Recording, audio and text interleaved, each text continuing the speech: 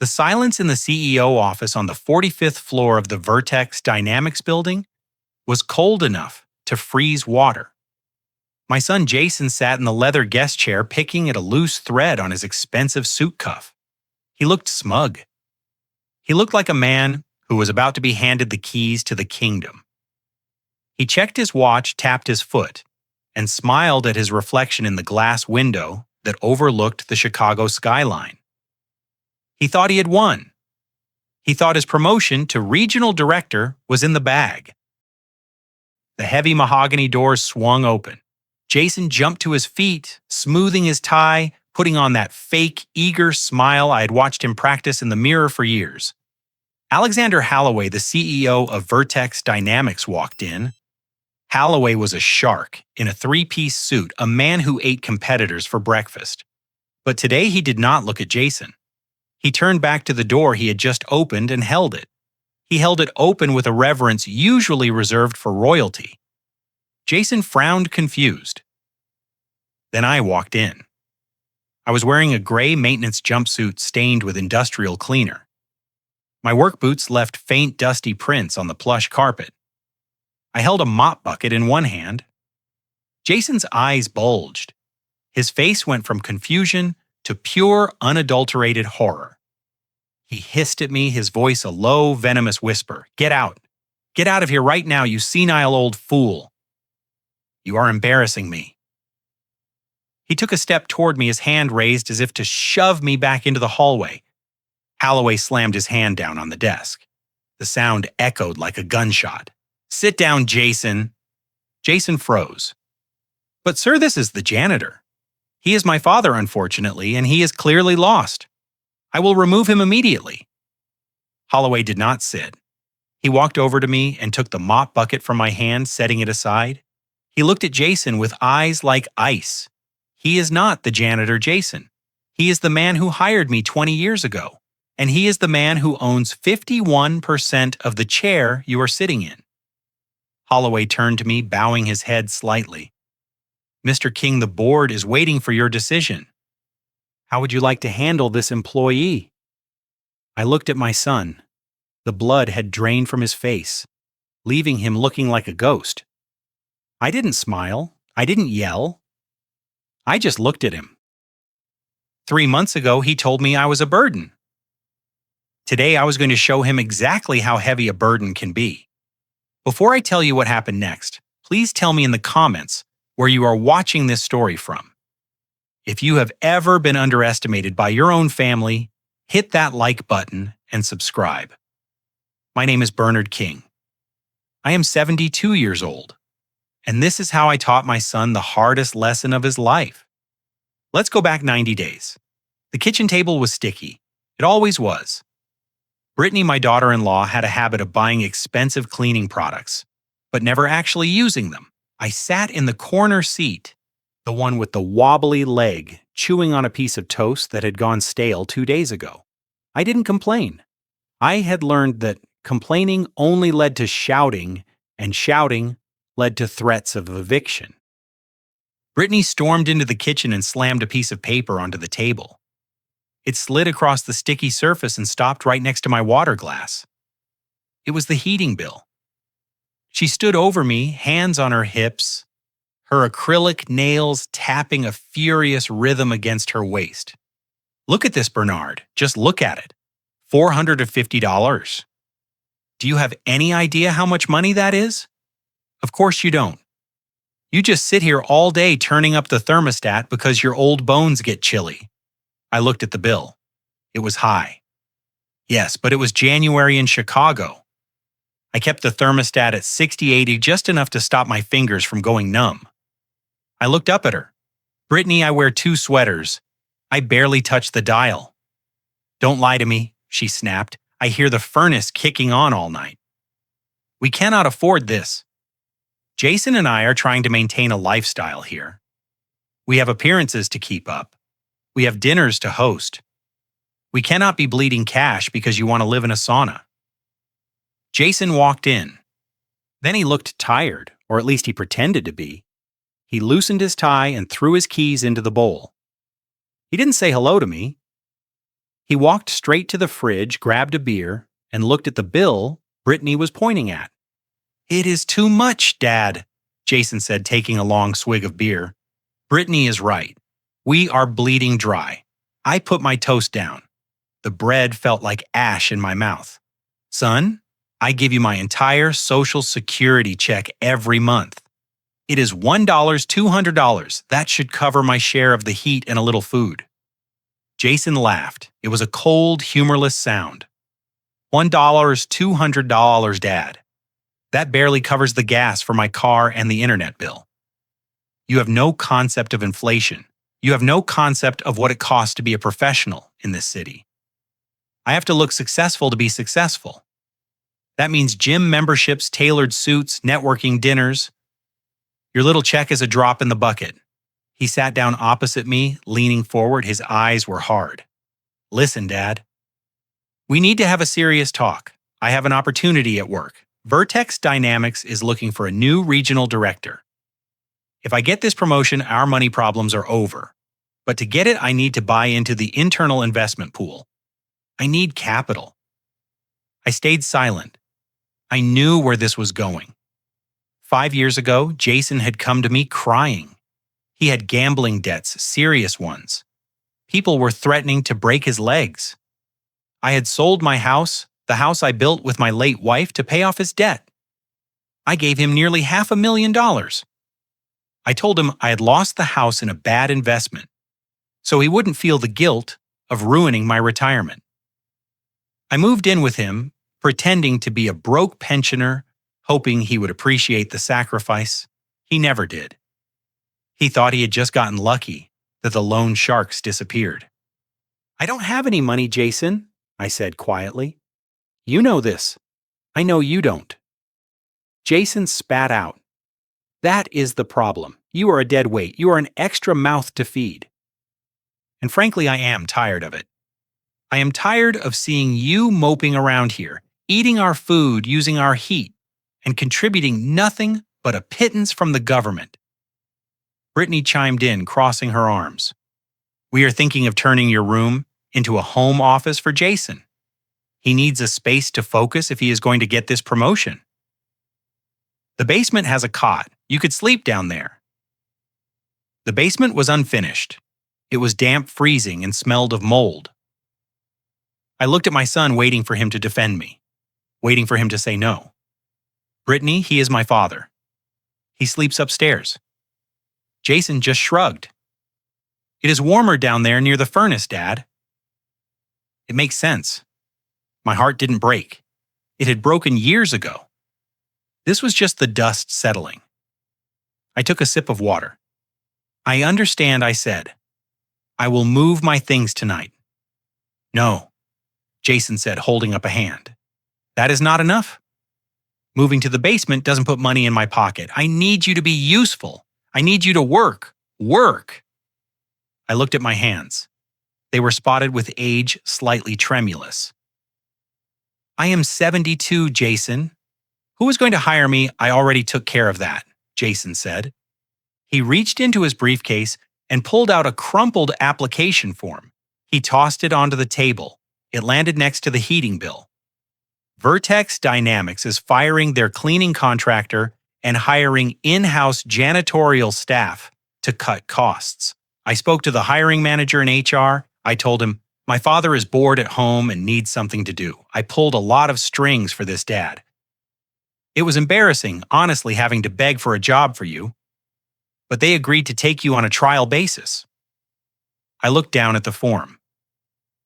The logo of Vertex Dynamics stared back at me, a stylized V inside a circle. I knew that logo.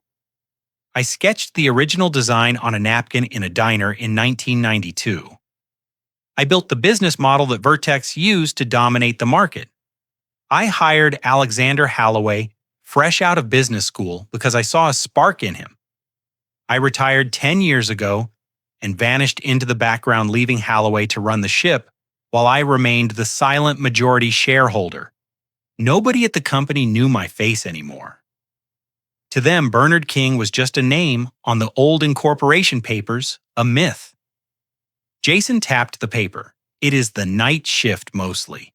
Cleaning toilets, mopping the lobby, taking out the trash. Minimum wage, but it adds up. If you work 60 hours a week, you can bring in enough to actually help this family, Brittany sneered. And it gets him out of the house. I am tired of seeing him sitting there in his armchair, like a piece of old furniture. I looked at the application. Janitor, they wanted the man who built the empire to clean its toilets. I looked at Jason. He wasn't asking, he was demanding. If I refused, I would be on the street. I could have revealed everything right then. I could have told him I had millions in offshore accounts, that I owned the roof over his head. But I looked at his face. It was twisted with greed and entitlement. He didn't need money. He needed a lesson that would burn. I picked up the pen. My hand was steady. Okay, I said. I will do it. I will take the job. Jason let out a sigh of relief, then a short, mocking laugh. Good. Finally. At least you are good for something. Just one rule, Dad. And this is non-negotiable. He leaned in close, his breath smelling of stale beer. At the office, you do not call me son. You do not talk to me. If anyone asks you are a distant relative, I am doing a favor for. I am a manager, Dad. I have a reputation. If people find out my father is the guy scrubbing the urinals, I will be the laughingstock of the department. You are Mr. King the janitor. I am Mr. King the manager. We are strangers. Do you understand? I looked him in the eye. The son I raised. The boy I taught to ride a bike. The man I sold my home to save. I understand, Mr. King, I said softly. Excellent. Jason stood up, clapping his hands together. He grabbed the heating bill. I will take this out of your first paycheck. Welcome to the workforce, Dad. Try not to screw it up. He walked out of the kitchen, Brittany following him, giggling. They started talking about what they would buy with the extra money I would bring in. I sat alone in the kitchen, the silence settling around me like a heavy blanket. I looked at the Vertex logo again. I wasn't going there to clean toilets. I was going there to watch. I was going there to see exactly who my son was when he thought no one of consequence was looking. And then when the time was right, I was going to clean house, but not in the way he thought. The next morning, the humiliation began in earnest. Jason drove me to the office, but he refused to drop me off at the front entrance. He pulled the car into the delivery alley 3 blocks away from the glass revolving doors of Vertex Dynamics. It was raining a cold, biting Chicago drizzle that soaked through my thin coat instantly. Get out here. Jason said, not even unlocking the doors, until he had scanned the street to make sure no colleagues were around. You can walk the rest of the way. And remember, use the service elevator. I don't want to see you in the lobby. I stepped out into a puddle of oily water. Before I could even close the door, Jason peeled away his tires, screeching, eager to distance himself from his own father. I walked the 3 blocks, head down, the rain dripping from the brim of my old hat. When I arrived at the service entrance, the security guard, a burly man named Mike, looked at my paperwork. He frowned. You are the new guy. You look a little old for this work, Pop. It is heavy lifting. I need the money, Mike, I said, forcing a weak smile. My son, he has high standards. Mike shook his head, buzzing me in. Good luck, Pop. You're going to need it. This place eats people alive. I went down to the basement to change. The uniform they gave me was 2 sizes too big. It was a stiff blue polyester jumpsuit that smelled of bleach and someone else's sweat. I put it on. I looked in the cracked mirror above the utility sink. Bernard King, former titan of industry, now looking like a convict. I adjusted the collar, it scratched my neck. My supervisor was a woman named Dolores. She was tough with hands like leather and a voice that could cut glass. She handed me a mop and a bucket on wheels. King right. You start on the 2nd floor. Bathrooms, then the break room, then the hallways. And stay out of the way. The executives get cranky if they have to step around a wet floor sign. I spent the first 4 hours of my shift on my knees. I scrubbed grout, I polished porcelain, I emptied trash cans filled with half-eaten sandwiches that cost more than my weekly food budget. My back screamed in protest. My knees felt like they were filled with broken glass, but I kept my head down and my eyes open. Around 2:15 in the afternoon, I was mopping the hallway outside the open plan office where Jason worked. I saw him sitting at his desk. He was laughing loudly, spinning in his chair, throwing a foam football to a colleague. He wasn't working, he was posturing. I pushed my cart slowly past the glass wall. Jason saw me. His smile vanished instantly. He glared at me, mouthing the words, "Go away." I moved on, turning the corner into the executive conference room. It was empty, or so I thought. Papers were scattered across the long oak table. A whiteboard was covered in complex diagrams and financial projections. I recognized the project immediately. It was the Orion Initiative, a logistics overhaul I had drafted the framework for 15 years ago. They were finally trying to implement it. I moved closer to the whiteboard. I couldn't help myself. I looked at the numbers. They were wrong. The profit margin calculation was based on an outdated variable. If they launched like this, the company would lose $3 million in the first quarter. I looked around. The room was silent. The security camera in the corner blinked a slow, red eye. I knew the blind spots. I stepped into the shadow of a bookshelf, picked up a dry erase marker, and quickly corrected the equation. I changed a 7 to a 3 and added a footnote about the shipping variable. It took 10 seconds.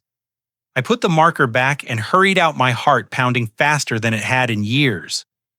It was a thrill I hadn't felt since my boardroom days. The next day, the atmosphere in the office was electric. I was emptying the recycling bins near the water cooler when I heard Jason bragging to a group of junior analysts. "Yeah, I stayed late last night reviewing the Orion numbers," Jason said, puffing out his chest. I caught a massive error in the margin calculations. Saved the department a fortune. Holloway himself sent me an email this morning praising my attention to detail. One of the analysts whistled. "Nice catch, Jason." "That puts you in the lead for the promotion, doesn't it?" Jason smirked. "It is practically mine. I just have the eye for this stuff. You know, some people have it, some don't." I stood there holding a bag of trash, watching my son steal credit for my work. He hadn't stayed late. He had been home by 6 nurse complaining that dinner wasn't ready. He hadn't caught the error. He wouldn't know a margin variable if it bit him, but he was taking the praise. He looked over and saw me. His eyes narrowed. He walked over, pretending to throw a paper cup into my bin. He leaned close to my ear. "What are you looking at, old man? Keep moving. You are making the place smell like cabbage?" I gripped the trash bag tighter. "Congratulations on the Orion fix, Mr. King," I whispered. He froze. He looked at me with genuine fear for a second. Then he realized. You touched the whiteboard." I nodded slightly. The variable was wrong. Jason's face turned red. "Don't you ever touch my work again? You are a janitor. You clean up filth. You don't think.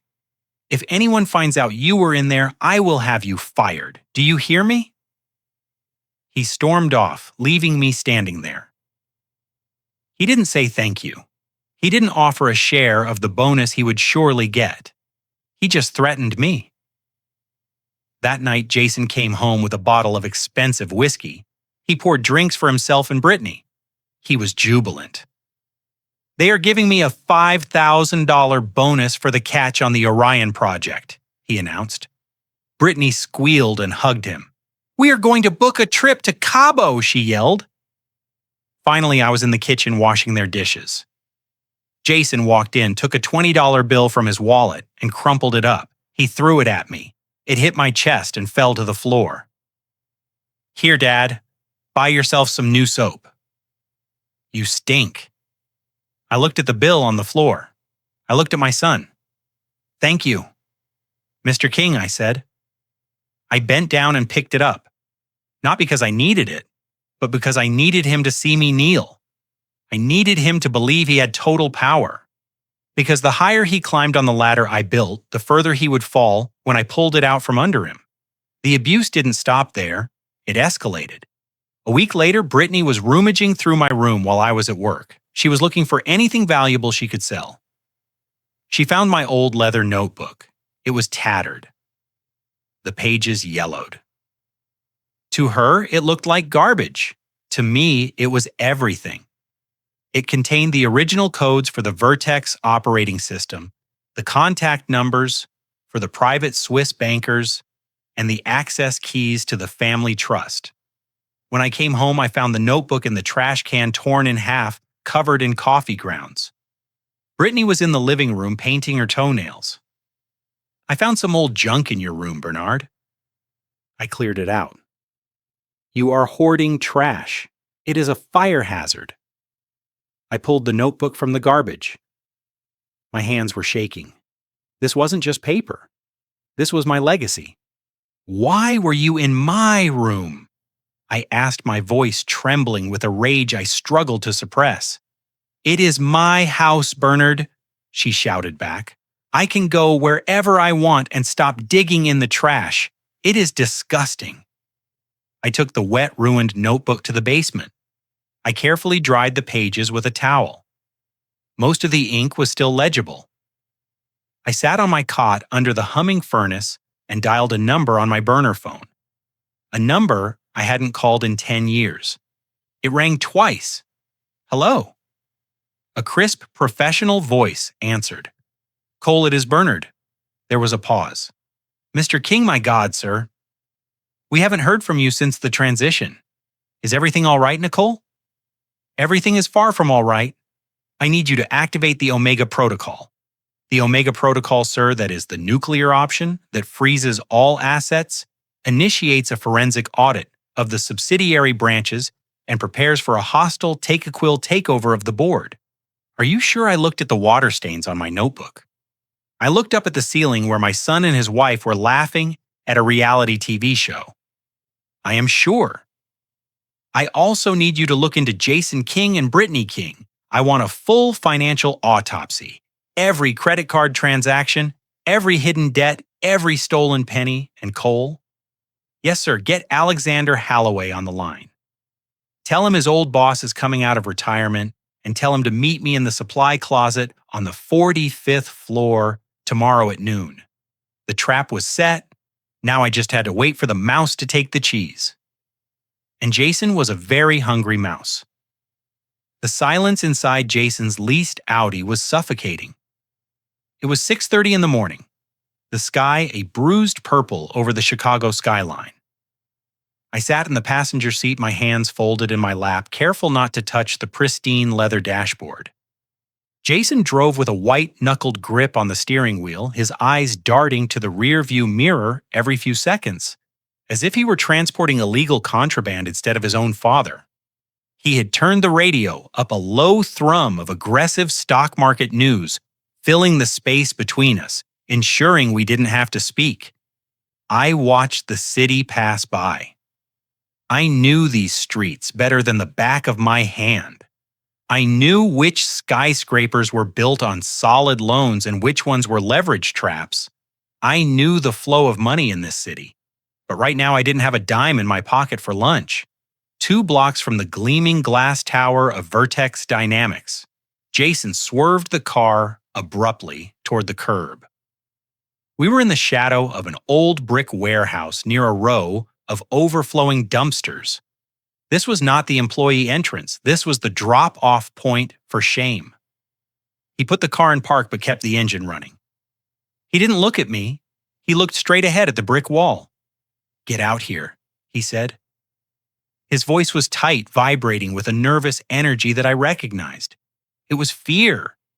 He was terrified that anyone might see us together. I reached for the door handle and my old joints protesting the cold, damp air seeping in. Before I could open it, Jason's hand shot out and grabbed my wrist. His grip was surprisingly strong, fueled by desperation. "Wait," he hissed. "We need to be clear about the rules of engagement before you step foot in that building. I looked at his hand on my wrist, then up at his face. He looked manic. I am listening, Mr. King, I said, testing the waters. He didn't flinch at the formal title. In fact, he seemed to relax slightly. Exactly, that is exactly it. Listen to me, old man. Inside those walls, you are a ghost. You do not speak to me unless I speak to you first, which I won't. You do not wave at me in the hallway. You do not smile at me in the cafeteria. And under no circumstances, absolutely none, do you ever call me son. He squeezed my wrist tighter. I have worked too hard to build my brand at Vertex. I am on the short list for the regional director position. If the board finds out my father is the guy unclogging the toilets on the first floor, I am finished. Do you understand perception is reality in corporate America? If I look like I come from trash, they will treat me like trash. I pulled my wrist free. I raised you better than to call honest work trash, Jason. He sneered, turning his face away. Save the moral superiority for the shelter, because that is where you will be sleeping if you mess this up. One slip up, one moment of senile confusion where you call me Jason in front of a VP, and I will throw your clothes on the lawn and change the locks before you can blink. You wanted a job. You got one. Now be invisible. I opened the door and stepped out into the cold morning mist. The car sped away before I had even fully closed the door, the tires screeching against the wet asphalt. I stood there for a moment watching the tail lights of the car I paid for fade into the traffic. I adjusted my coat collar and began the long walk to the service entrance. The service entrance was a heavy steel door next to the loading dock. It smelled of diesel fumes and rotting vegetables. I buzzed the intercom and was buzzed in without a word. Inside, the air was thick with the smell of industrial bleach and floor wax.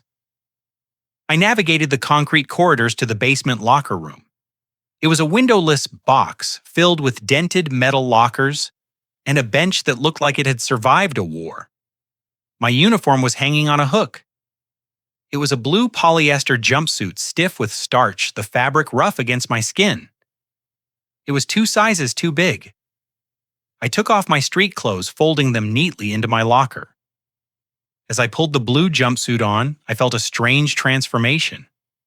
The moment I zipped it up, Bernard King, the strategist, the investor, the father ceased to exist. I looked in the cracked mirror. A gray-haired, tired man in a blue work suit stared back. I was anonymous. I was part of the furniture. I was the help. I pinned my name tag to my chest. It just said Bernard. No last name, just a first name like a child or a pet. My shift supervisor, a woman who looked like she hadn't smiled since the 90s, pointed to a cart in the corner. Grab your gear. You're on the first floor today. Main lobby restrooms and the visitor lounge. Make it shine. The big bosses are coming through later. I pushed the heavy cart toward the elevator. The wheels squeaked with a rhythmic piercing sound that announced my arrival like a sad trumpet. I rode the service elevator up to the lobby level. The doors opened and the noise of the morning rush hit me. Phones ringing, heels clicking on marble, the hum of ambition. I kept my head down, pushing my cart toward the men's restroom near the main reception. I passed young executives in suits that cost more than my son's car. They didn't even see me. They walked around me like I was a pylon or a wet floor sign. I was an obstacle, not a person. I entered the restroom. It was a mess. Paper towels littered the floor. Someone had spilled coffee on the counter. The air was heavy with the smell of artificial pine trying to mask biological reality. I took a deep breath. I had negotiated mergers worth billions. I had stared down federal regulators. I could clean a toilet. I got down on my knees. The tile was hard and cold, the pain shooting through my arthritic joints.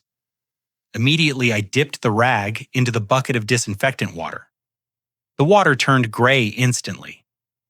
I started scrubbing the grout, the motion repetitive and numbing. As I cleaned, the door opened. Two men walked in talking loudly about quarterly projections. I recognized the jargon.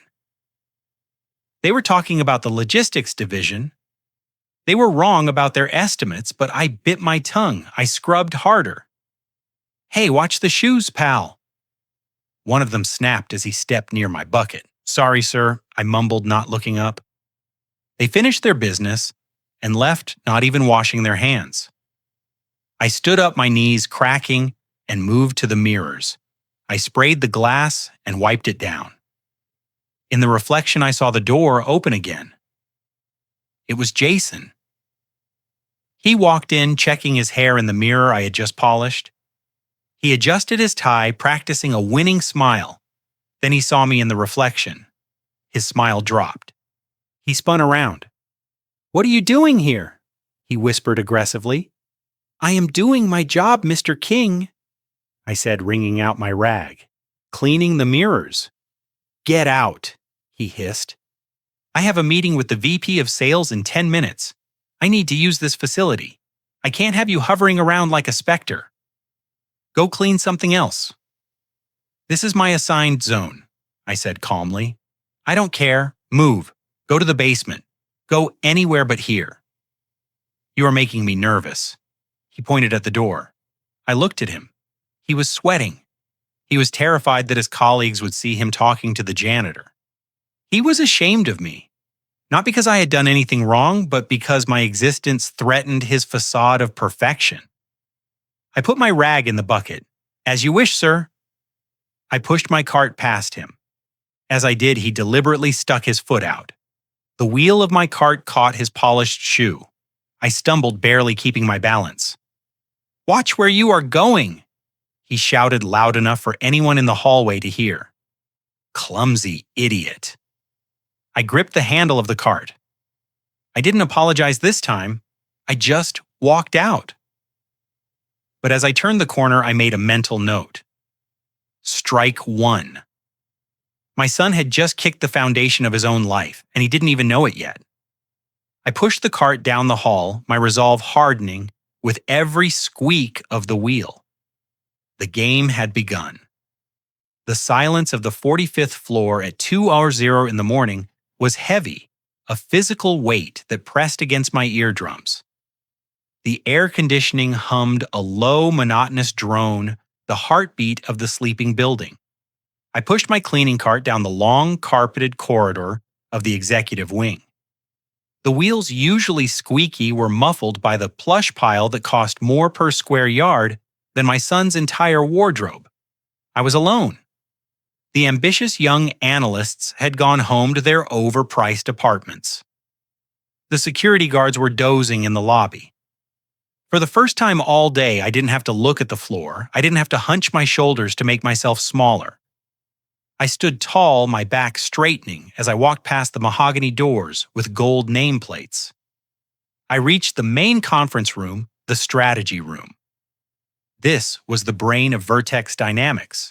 It was a glass-walled aquarium where careers were made or destroyed in hour-long increments. I swiped my janitorial keycard.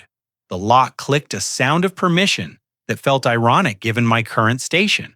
I pushed the door open, and the smell hit me instantly. Stale, coffee, dry erase marker fumes, and the lingering metallic scent of stress. The room was a disaster. Pizza boxes were stacked in the corner, grease soaking through the cardboard. Crumpled balls of paper littered the floor like fallen soldiers. And there, dominating the entire north wall, was the whiteboard. It was covered in red and black ink diagrams, flowcharts, revenue projections. At the top, written in bold, frantic letters, were the words, Project RAS Phase 1. This was Jason's baby. This was the project he had been losing sleep over the golden ticket he'd been bragging about at the dinner table. While Brittany complained about the price of organic kale, I began to sweep the floor, my movements mechanical, but my eyes kept drifting to the board. I tried to look away. I tried to focus on the pizza crusts and the empty soda cans. I was just the help. I was the ghost in the machine, invisible and irrelevant. But the numbers called to me. They were a language I had spoken fluently for 40 years, and something about the syntax on that board was screaming in pain. I leaned my broom against the wall and stepped closer. I scanned the columns of projected logistics costs. I looked at the scalability ratios. My eyes narrowed. Jason had based the entire profit margin on a static shipping variable. He had assumed fuel costs would remain flat over a 5-year trajectory. In this economy, it was suicide. Worse, he had miscalculated the amortization of the new server farms. He was off by a factor of 10. I followed the red line of his projection. It shot upward like a rocket. But based on his faulty math, the reality would be a nosedive into a crater. If he presented this to the board tomorrow, Alexander Holloway wouldn't just fire him. He would laugh him out of the industry. Holloway had an eye like a hawk for bad data. He would spot that amortization error in 3 seconds. I stood there looking at my son's handwriting. It was messy, rushed. I could see the desperation in the way he pressed the marker too hard against the board. He was drowning, and he didn't even know it. My first instinct was to walk away. Let him fail. Let him stand in front of Holloway and be torn apart. It would be justice. It would be the lesson he deserved for making me scrub toilets at 72. I picked up my broom. I turned toward the door, but then I stopped. If Jason was fired tomorrow, the game ended too soon. He would come home broken, yes. But he would blame the system. He would blame Holloway. He would play the victim. He wouldn't learn a thing. And worse, if he lost his job, my access to Vertex Dynamics would vanish. I would lose my vantage point. I needed him inside. I needed him to climb higher so the fall would be fatal. I sighed a sound that echoed in the empty room. I put the broom down again. I walked over to the conference table and picked up a black, dry erase marker. It felt familiar in my hand like an old weapon. I approached the board. My heart hammered against my ribs. The security camera in the corner blinked its slow red rhythm. I knew the cycle. It swept the room every 30 seconds. I waited for the lens to rotate toward the windows. Now I moved fast. My hand didn't shake.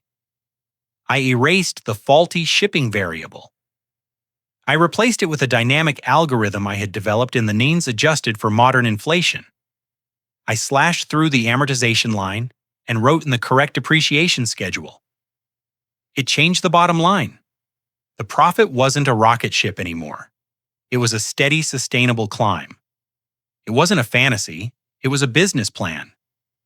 I capped the marker. I stepped back. The board looked different now. It looked professional.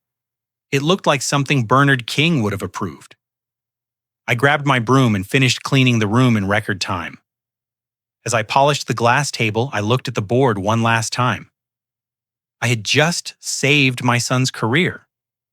I had just given him $1 million idea for free, and he would never know. He would look at it tomorrow morning, gloss over the changes, and assume his genius had just finally clicked into place. I left the room, locking the door behind me. The secret felt heavy in my chest, a cold stone of knowledge. I wasn't just cleaning the building. I was running it again from the shadows with a mop in one hand and a marker in the other. The next evening, the front door of Jason's house flew open with such force it banged against the wall. I was in the living room vacuuming the rug, another chore Brittany had added to my list, because the maid service is too expensive now that we are feeding 3. Jason stormed in. He wasn't walking, he was strutting. He dropped his briefcase on the floor and threw his arms wide, looking up at the ceiling as if he were a gladiator who had just conquered the Colosseum. "Boom, that is how it is done," he shouted. Brittany ran in from the kitchen, wiping her hands on a towel. "What happened? Did you do it?" Jason grabbed her by the waist and spun her around. He was laughing a manic, high-pitched sound. "Did I do it, baby? I crushed it." I walked into that boardroom and I owned it. Holloway was there. The VP of Finance was there. They were grilling everyone, tearing people apart. But when I presented Project Ares' silence, absolute silence, he let go of her and paced the room, his energy frantic. Holloway looked at the numbers on the board. He looked at me and he said, "King, this is the most solid risk assessment I have seen all quarter. The shipping variable is inspired." Inspired? He used the word inspired Brittany. Brittany squealed and clapped her hands. "Oh my God, Jason, that is amazing." "What does that mean? Did you get the promotion?"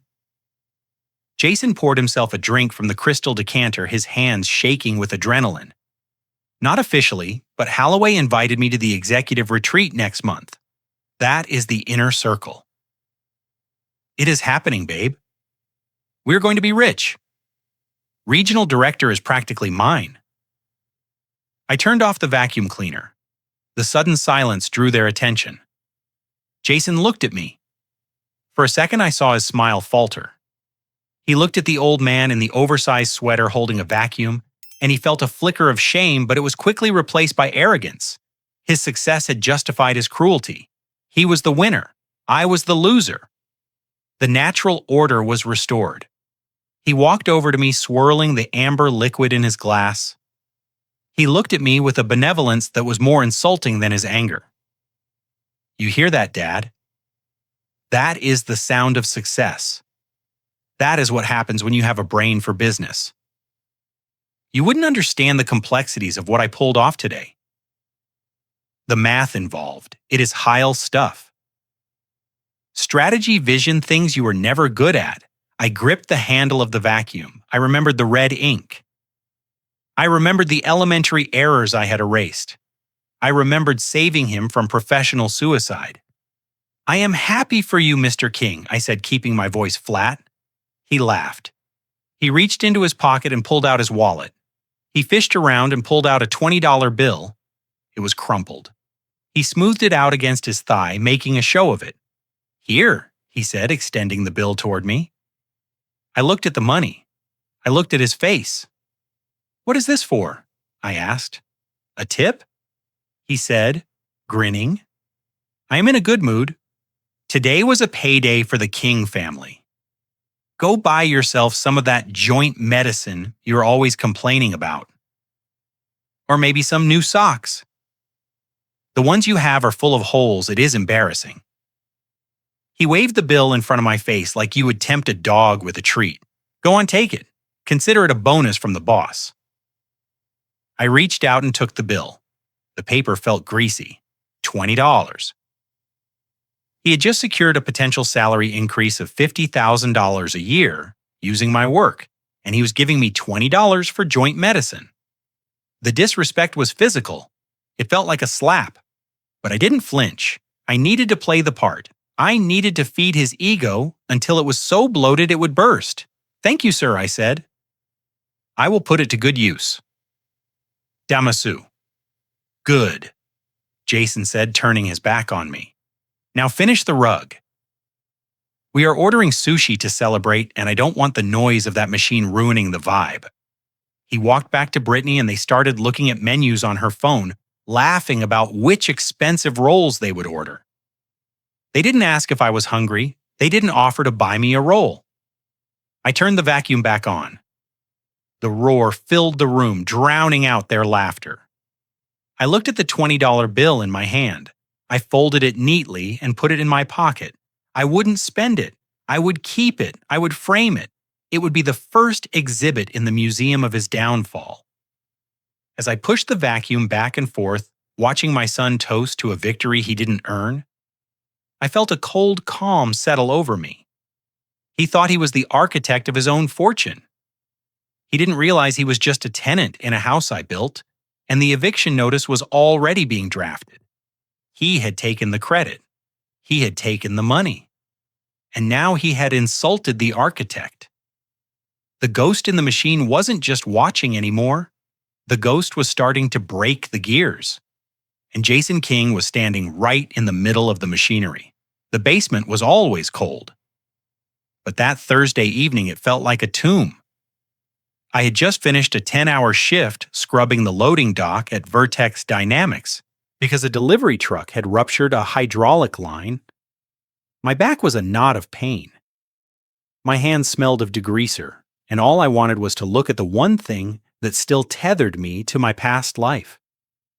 I kept a small battered cigar box under my cot. It was hidden behind a stack of moldy cardboard boxes that Brittany insisted I keep because she might need them for eBay shipping one day. Inside that cigar box was a layer of velvet, and resting on that velvet was a watch. It wasn't just a watch. It was a vintage PC Philippe Calitrat rose gold with a leather strap worn soft by decades of wear. My late wife Catherine had given it to me on the day I signed the incorporation papers for Vertex. On the back, she had engraved a simple message: "Time is yours to build." It was worth $50,000 on the collector's market, but to me it was priceless. It was the only tangible piece of Catherine I had left. I pulled the box out. It felt light. Too light. My heart hammered against my ribs, a sudden violent rhythm of panic. I opened the lid. The velvet was empty. I tore through the bedding. I checked the floor. I checked the pockets of my spare trousers. Nothing. It was gone. The box hadn't been moved, but the contents had been surgically removed. I didn't run upstairs. I walked. I walked with the slow, heavy tread of a man carrying a thunderstorm in his chest. I found Brittany in the kitchen. She was sitting at the island, a glass of Chardonnay in one hand, scrolling through her phone with the other. On the counter next to her sat a shopping bag. It was black with white lettering. Chanel. She didn't look up when I entered. She just took a sip of wine and sighed as if my presence disrupted the fume of the room. "Brittany," I said. My voice was low, rasping. My voice. "Where is my watch?" She paused, her finger hovering over her screen. She didn't turn around. "What are you talking about, Bernard?" "The watch. The gold watch that was in the cigar box under my bed. It is gone." She finally turned. Her face was a mask of bored irritation, but her eyes were darting around the room, avoiding mine. "Oh, that old thing. We had a bit of a scare today. Actually, I meant to tell you when you got in, but I forgot." "You forgot I stepped closer. You forgot to tell me about a theft." She waved a hand dismissively. "It wasn't a big deal. I came home from Pilates and the back door was slightly ajar. I think someone slipped in. I checked the whole house, thank God, and nothing important was missing. The TV is still here. My jewelry is safe. They must have gone down to the basement and grabbed whatever junk they could find. I guess they took your watch. You really should have been more careful with your things, Bernard. Leaving valuables in an unlocked box in a basement, it is practically an invitation." I looked at her. I looked at the pristine lock on the back door. I looked at the alarm system panel on the wall, which was glowing green, armed and undisturbed. There was no break-in. There was no intruder. There was just a woman with a taste for luxury she couldn't afford, and a father-in-law she viewed as a resource to be strip-mined. I looked at the Chanel bag on the counter. The leather was quilted shiny and new. A bag like that cost $5,000. My watch would have fetched a quick cash price at a pawn shop, just enough for a bag and a celebratory lunch. "You were telling me," I said, keeping my voice steady, "that a burglar broke into this house? Ignored the 60-inch television in the living room, ignored the laptops on the dining table, walked past your jewelry box in the master bedroom, went down to a damp, unfinished basement, and stole one specific old watch from a cigar box under a cot." Brittany stood up, her face flushing pink. "Are you accusing me of something, Bernard? Because that sounds like an accusation. After everything Jason and I do for you, we put a roof over your head. We feed you. And this is the thanks I get. You lose your little trinket, and you try to blame me. You are senile. That is what this is. You probably lost it weeks ago and forgot." Jason walked in from the garage. Then he saw the tension in the room and immediately moved to Brittany's side, his arm going around her waist defensively. What is going on? Why are you yelling at my wife? He is accusing me of stealing. I saw Trietny cried, her voice pitching up into a practiced whine. He lost that old watch of his, and now he is saying I took it. Jason looked at me with disgust. Seriously, Dad, a burglar. Or maybe you sold it yourself to buy booze. I have smelled it on your breath. I hadn't had a drink in 20 years. But facts didn't matter in this house. Only narratives mattered. And the narrative was that I was a burden, a liar, and a fool. I looked at the Chanel bag. I looked at Brittany's wrist where a new gold bracelet glittered, probably bought with the change. That watch was the last thing Catherine gave me. It is just a watch, Dad, Jason snapped. It is a material object. Let it go. Stop causing drama. We have had a long day. Brittany was terrified by the break-in, and you are making it about you. Go downstairs. Go to sleep, and don't bring this up again, or you will be looking for a new place to live. He turned to Brittany, kissing her temple. Don't worry, babe. He's just confused. Ignore him. Nice bag, by the way. Is it new, yeah? Brittany purred, smirking at me over Jason's shoulder. I treated myself. Retail therapy. After the scare today, I stood there for a moment longer. I memorized the smirk. I memorized the way Jason dismissed his mother's memory as a material object. I memorized the lie. I didn't say another word. I turned and walked toward the basement door, but I didn't go down. I went into the powder room in the hallway and locked the door. I turned the faucet on full blast. The water rushed into the sink, creating a wall of white noise.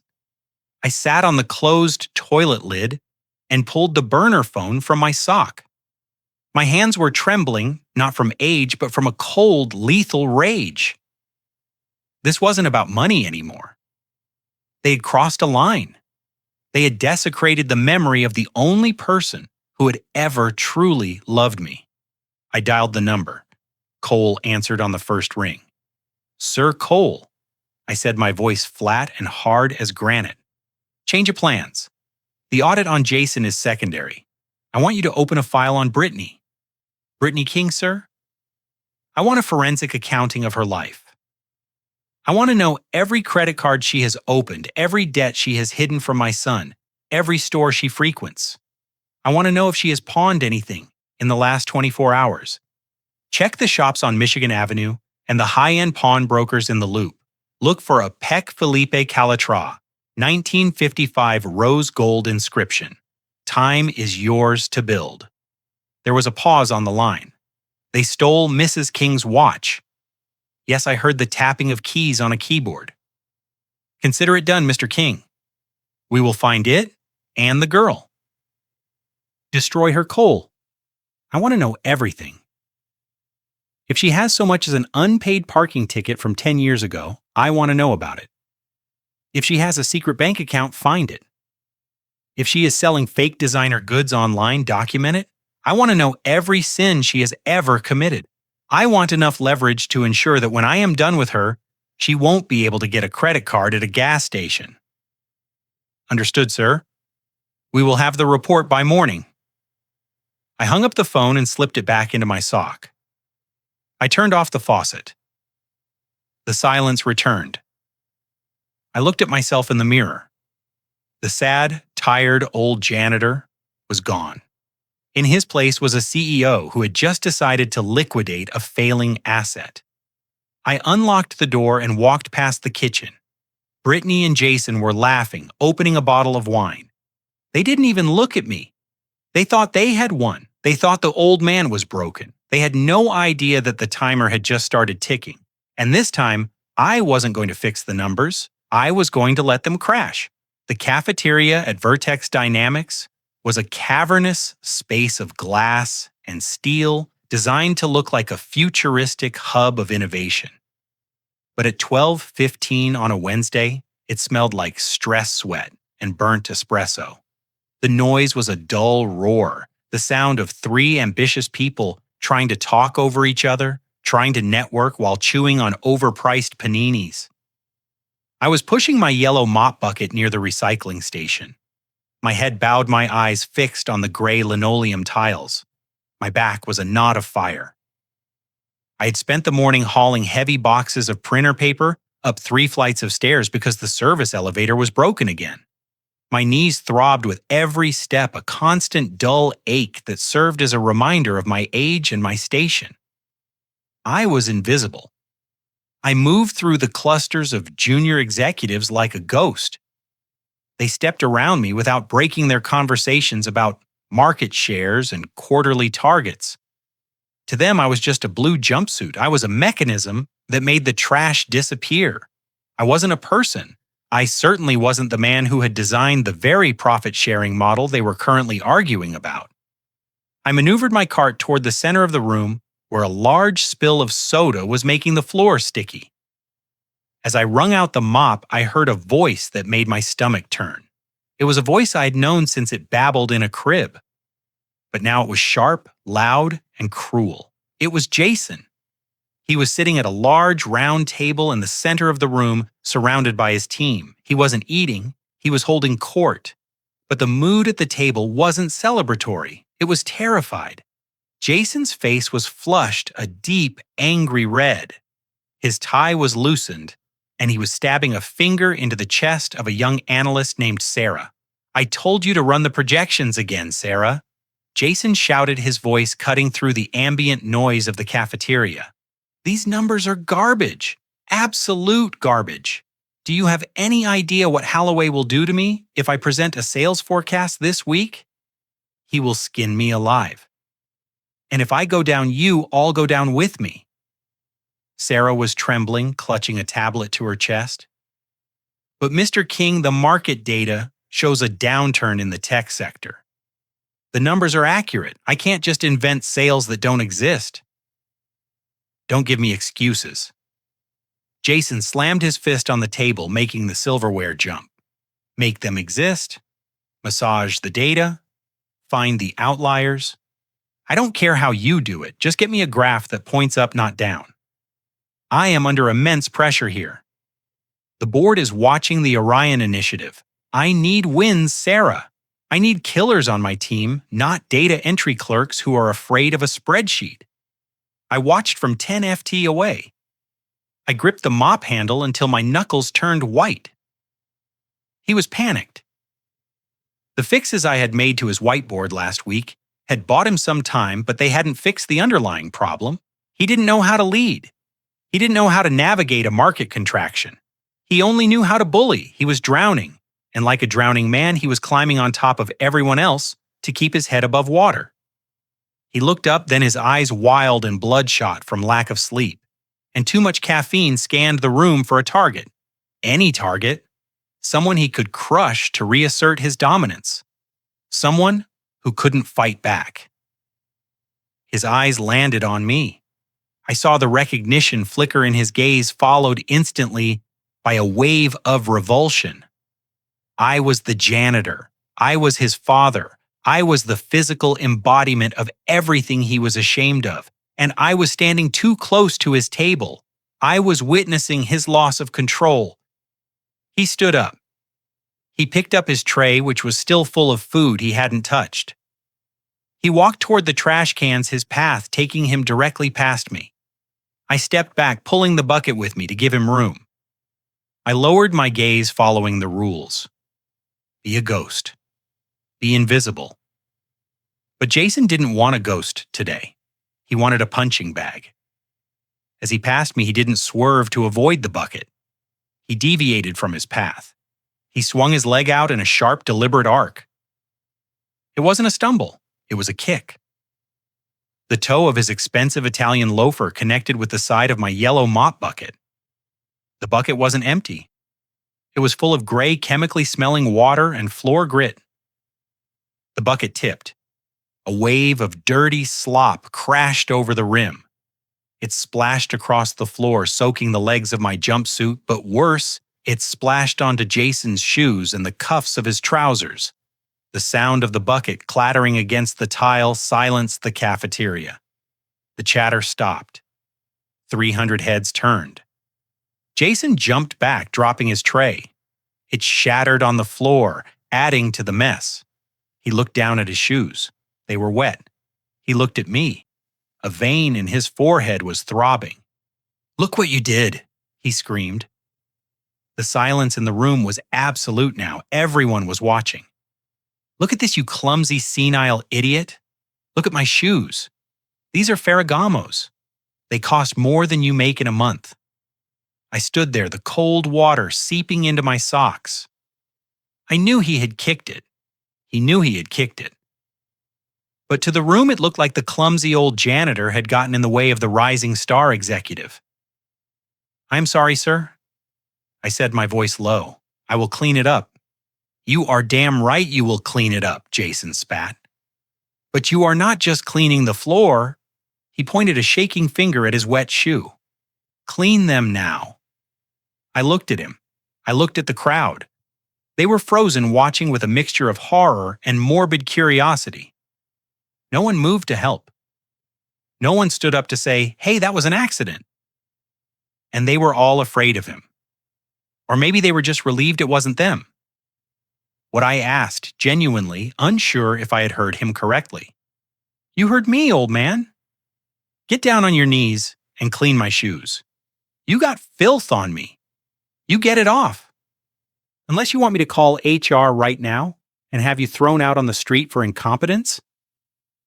Is that what you want to lose this job? Because I can make that happen with one phone call." I looked into his eyes. There was no sun there. There was only a monster fed by insecurity and power. He was leveraging my poverty against my dignity. He knew I needed this job to eat. He knew I was terrified of being homeless.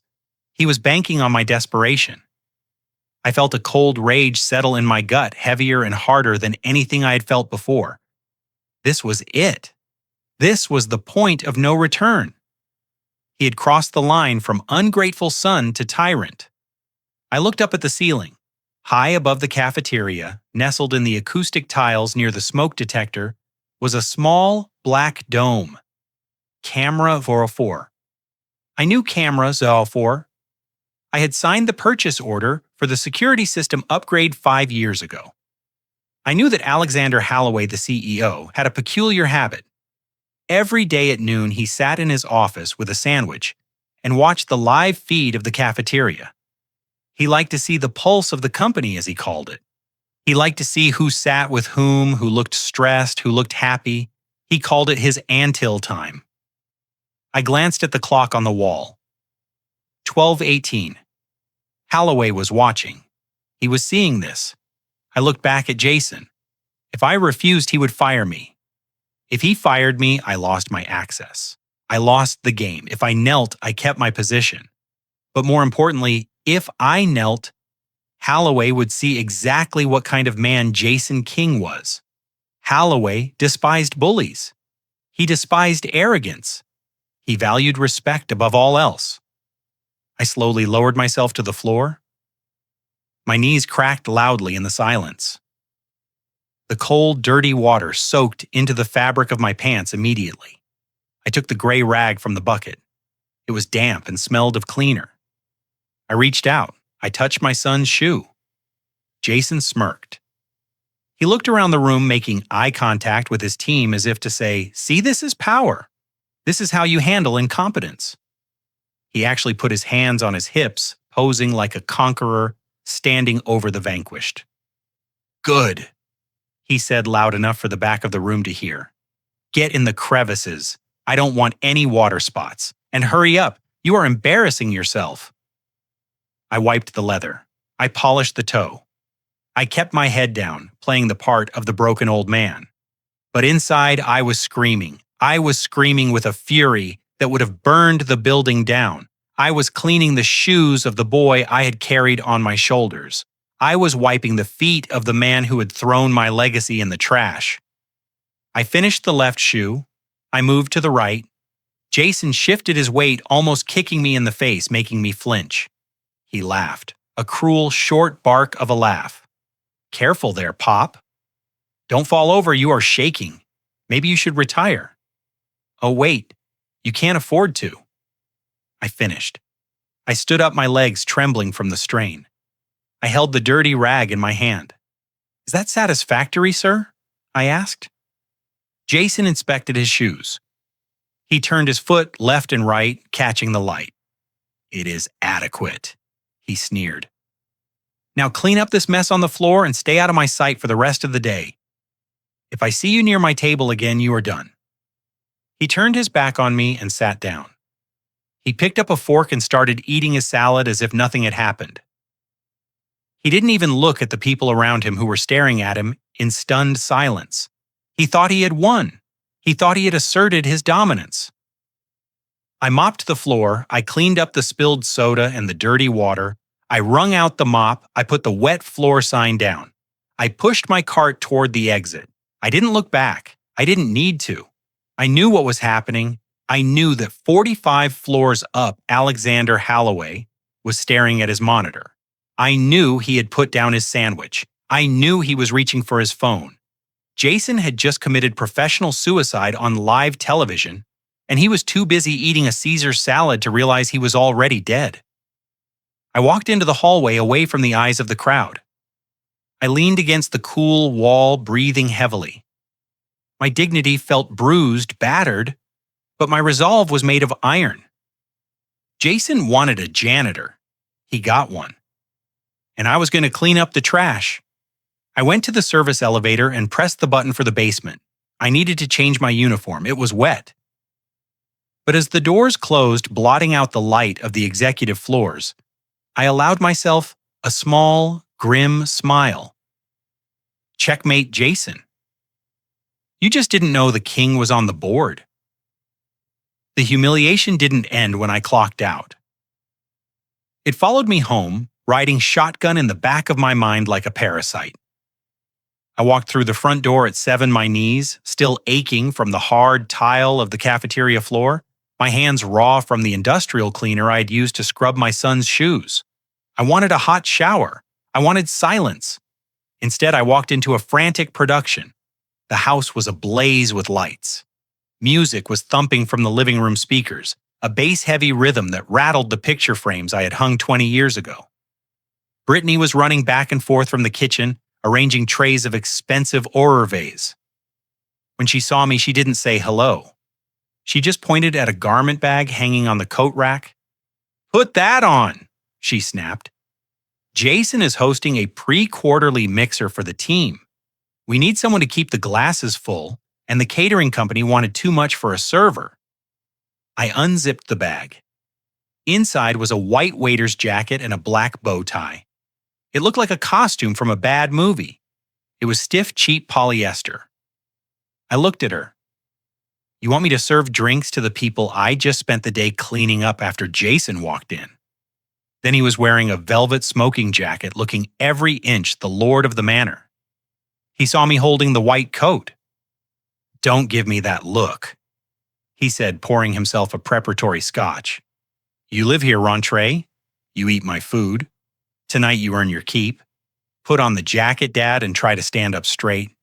You look like a question mark." I put on the jacket. It was tight across the shoulders. I tied the bow tie. I looked in the hallway mirror. I didn't see a father. I didn't see a CEO. I saw a servant. The guests arrived at 8. They were the same faces from the cafeteria. The sycophants, the climbers, the ones who laughed when Jason kicked my bucket. They filled my living room, drinking the wine I had paid for, eating the shrimp I had subsidized. I moved through the crowd with a silver tray refilling glasses. I was invisible again. They reached for the wine without looking at my face. They continued their conversations about bonuses and stock options, never realizing the man pouring their Pinot Noir had written the algorithm that determined their stock value. Jason was holding court by the fireplace. He was telling a story, embellishing his role in the Orion project, claiming credit for ideas he couldn't even spell. His team laughed at all the right moments. Then a young man named Eric, the one who had snapped at me in the restroom earlier, noticed me. He frowned, squinting through his glasses. He nudged Jason. Hey, Jason, that guy, the waiter, isn't that the janitor from the office? The one who spilled the water on your shoes? The room went quiet. The music seemed to fade into the background. All eyes turned to me. I stood there holding a bottle of Merlot, freezing in the spotlight. Jason didn't miss a beat. He didn't blush. He didn't stutter. He laughed a loud, dismissive sound that echoed off the vaulted ceiling. Oh, him. Yeah, that is just old Bernie. He walked over to me, slinging an arm around my shoulder, but it wasn't a hug. It was a grip, a restraint. He is not really a waiter, Jason announced to the room, his voice dripping with performative charity. He is a distant uncle from my mother's side. Came up from the country a few months ago. Farm life was too hard for him. He tapped his temple with his finger. The elevator doesn't go all the way to the top anymore, if you know what I mean. He is a bit senile, confused. I gave him the janitor job as a favor just to keep him busy, and I let him stay here out of the goodness of my heart. Otherwise, he would be on the street. The guests made sympathetic noises. Oh, that is so noble of you, Jason, taking in a stray relative. You are a saint. I looked at my son. He was smiling at them, basking in their adoration. He had just erased my identity. He had turned me into a charity case, a feeble-minded burden. He had stripped me of my fatherhood in front of strangers to boost his own ego. My hands started to shake. It wasn't age. It wasn't fear. It was a vibration of pure, unadulterated fury. The bottle of Merlot in my hand felt heavy. Is that right? I whispered. I am a charity case. Jason squeezed my shoulder hard, his fingernails digging into my clavicle. Just pour the wine, Bernie, he hissed through his teeth. I tried to pull away. The movement was jerky. The bottle clipped the edge of a crystal goblet on my tray. The glass tipped. It fell. It seemed to fall in slow motion. It hit the white flicati rug that Brittany loved more than she loved her husband. It shattered. Red wine exploded outward like a gunshot wound, soaking into the pristine white fibers. The sound of breaking glass silenced the room instantly. Brittany gasped from the kitchen doorway. My rug. My imported rug. Jason stared at the stain. Then he looked at me. His face went from charming host to monster in an Ankin. The vein in his forehead bulged. "You clumsy old fool!" he shouted. He didn't think. He didn't hesitate. He swung his hand. The slap was loud. It was a wet, cracking sound that seemed to suck the air out of the room. His palm connected with my cheekbone, with the full force of his body weight. My head snapped to the side. I stumbled back, dropping the bottle. It landed with a thud on the carpet, glugging wine onto the floor like a severed artery. My cheek burned. My ear rang. I touched my face. My fingers came away trembling. I looked at the guests. They were looking away, studying their shoes, swirling their drinks. They were uncomfortable, but no one said a word. No one stepped forward. No one told Jason he was out of line. Jason stood over me, his chest heaving. "Look what you did," he screamed, pointing at the rug. "That is a $5,000 rug. You are useless. You can't clean a toilet and you can't pour a drink. Get out of my sight. Go to the basement and don't come out until you can pay for this." He turned his back on me. "Sorry, everyone," he said, his voice instantly switching back to the smooth executive tone. "It is hard to find good help even when they are family. Let's move to the patio, fresh air." He ushered them out the sliding glass doors. Brittany stormed past me, deliberately bumping my shoulder. "Clean this up, Bernard. If that stain sets you are sleeping in the garage." I stood alone in the living room. The party moved outside. Laughter floated in through the open door. I touched my cheek again. It was hot. I looked at the wine stain. It looked like blood. That slap, that single violent act. It wasn't just physical pain, it was a seal breaking. It was the final signature on a contract of war. I didn't clean the rug. I stepped over the puddle of wine. I walked to the hallway. I took off the white jacket and let it drop to the floor. I undid the bow tie and draped it over the family portrait hanging in the hall. The one of Jason and Brittany smiling with me cropped out of the frame. I walked to the basement door. I didn't go down to sleep. I went down to work. I packed my small suitcase, my toothbrush, a change of clothes, the few photos of Catherine I had managed to hide from Brittany. I put on my heavy coat. I checked my pocket for my burner phone. I sat on the edge of the cot and dialed. Cole. Yes, sir. Execute Omega now. Sir, tonight. Tonight. Send the car. I want Alexander Holloway in my office at 9:00 a.m. sharp, and Cole. Yes, Mr. King. Draft the eviction notice and call the police. Tell them to have a unit on standby at Vertex Dynamics tomorrow morning. We are going to have a disturbance. I hung up. I could still hear this party outside. Jason was making a toast. To family, he said, and to the future. I walked out the back door into the alley.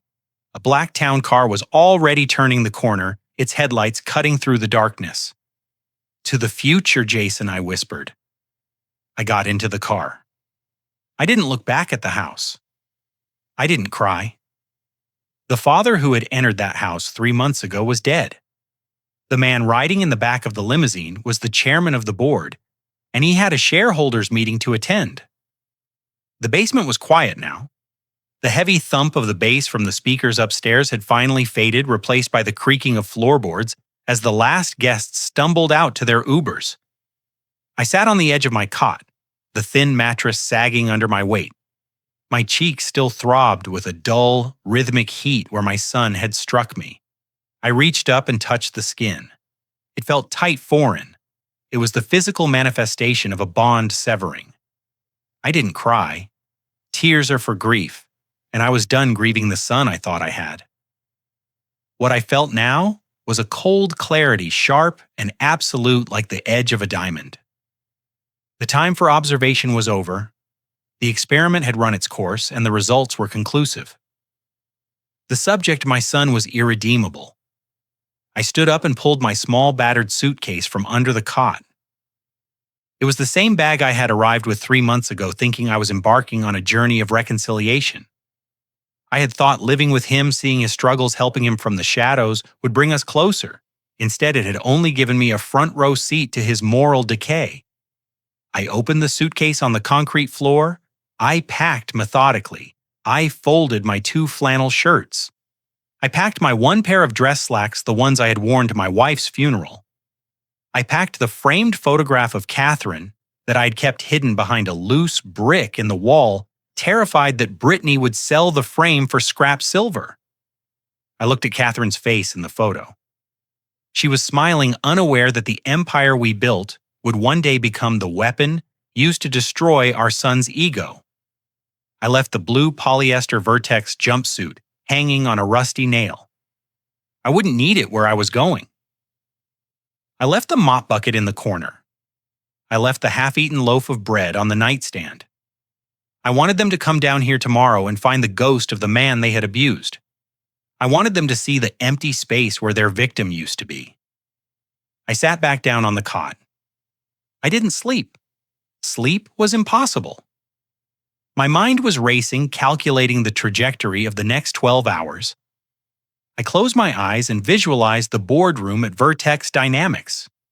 I visualized the oak table, the leather chairs, the view of the lake. I visualized Jason walking in expecting a promotion and finding an executioner. At 3 in the morning, the house was completely silent.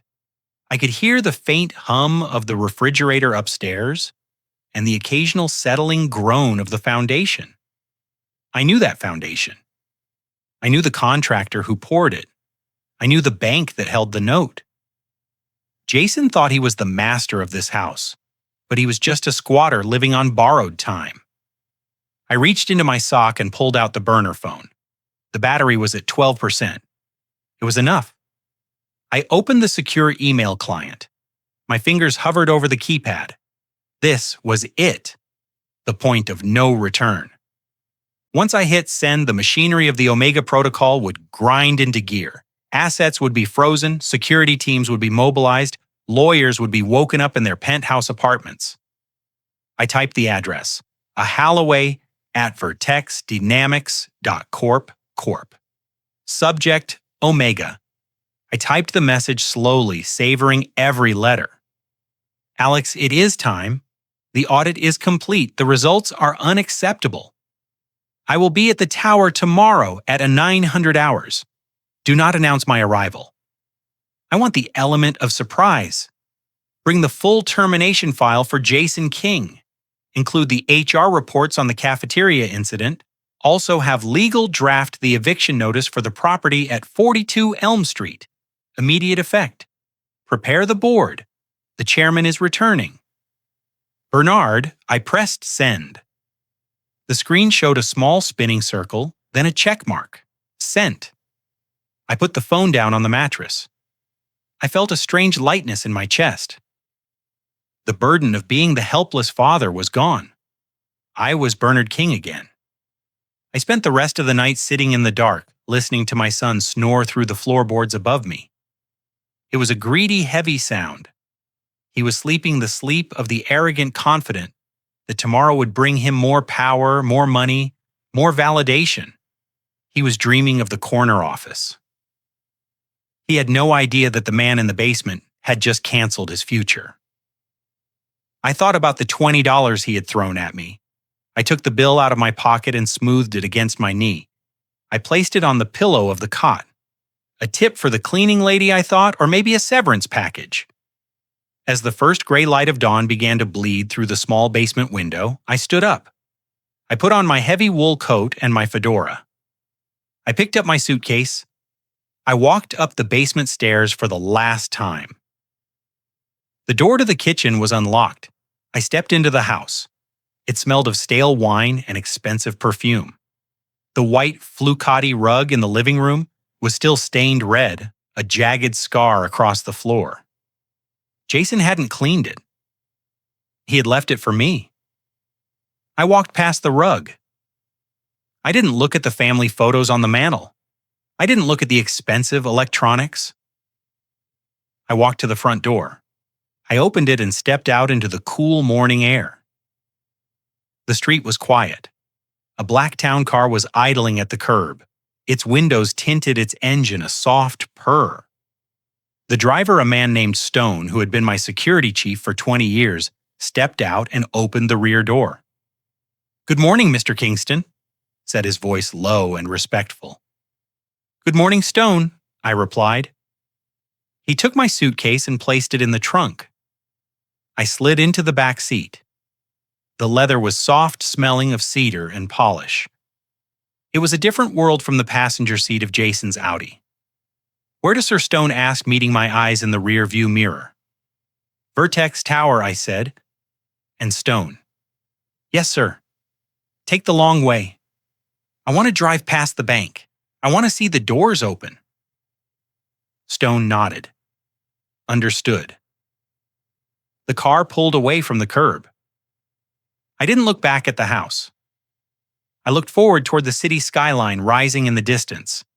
The sun was just starting to hit the glass towers, turning them into pillars of fire. It was a beautiful day for a reckoning.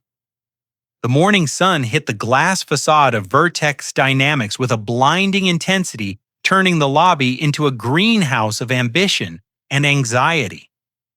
It was 8:45. The air inside the building was different today. It didn't smell like floor wax and stale coffee. It smelled of expensive cologne dry cleaning and fear. I stood near the security desk, gripping the handle of my mop bucket. I had arrived an hour earlier, entering through the back. And I had put on the blue polyester jumpsuit for the very last time. It felt heavy on my shoulders, heavier than usual, perhaps because I knew what lay beneath it. I wasn't just wearing a uniform today. I was wearing a costume for the final act of a tragedy I had written myself. The lobby was packed. Usually at this hour, people were rushing to the elevators, heads down, coffees clutched like lifelines. Today, no one was moving. No. The entire management team of the Chicago branch had assembled in a phalanx near the revolving doors. They stood in two lines like a royal guard, checking their watches, smoothing their ties, picking lint off each other's shoulders. At the head of the formation stood my son. Jason looked impeccable. He was wearing a navy blue suit that I knew he had put on a credit card. He couldn't pay off. His hair was gelled to perfection. His shoes, the ones I had cleaned on my knees yesterday, gleamed under the recessed lighting. He was vibrating with energy. He wasn't just standing there. He was projecting. He was the alpha dog, the heir apparent, the man who had supposedly saved the Orion Initiative. I watched him from the shadows of a potted ficus plant. He was talking to the branch manager, a nervous man named Peterson, who was sweating through his shirt. Jason was laughing, clapping Peterson on the shoulder, acting as if he were already the man's boss. He checked his reflection in the glass door every 30 seconds. He was ready for his coronation. The rumor had spread like wildfire yesterday afternoon. Alexander Holloway was coming. The CEO never visited the branches unless heads were going to roll or stars were going to be born. Jason had convinced himself and everyone around him that was coming to personally pin a medal on his chest. I pushed my cart forward. The wheels squeaked a sharp, dissonant note in the hushed symphony of the lobby. Heads turned, eyes narrowed. I saw the look of irritation ripple through the crowd. Who was this old man interrupting the tableau who let the help out of the basement during the royal visit I kept pushing? I moved out of the shadow of the plant and into the open space of the atrium. I was 20-odd away from Jason. He saw me. His smile vanished as if I had flipped a switch.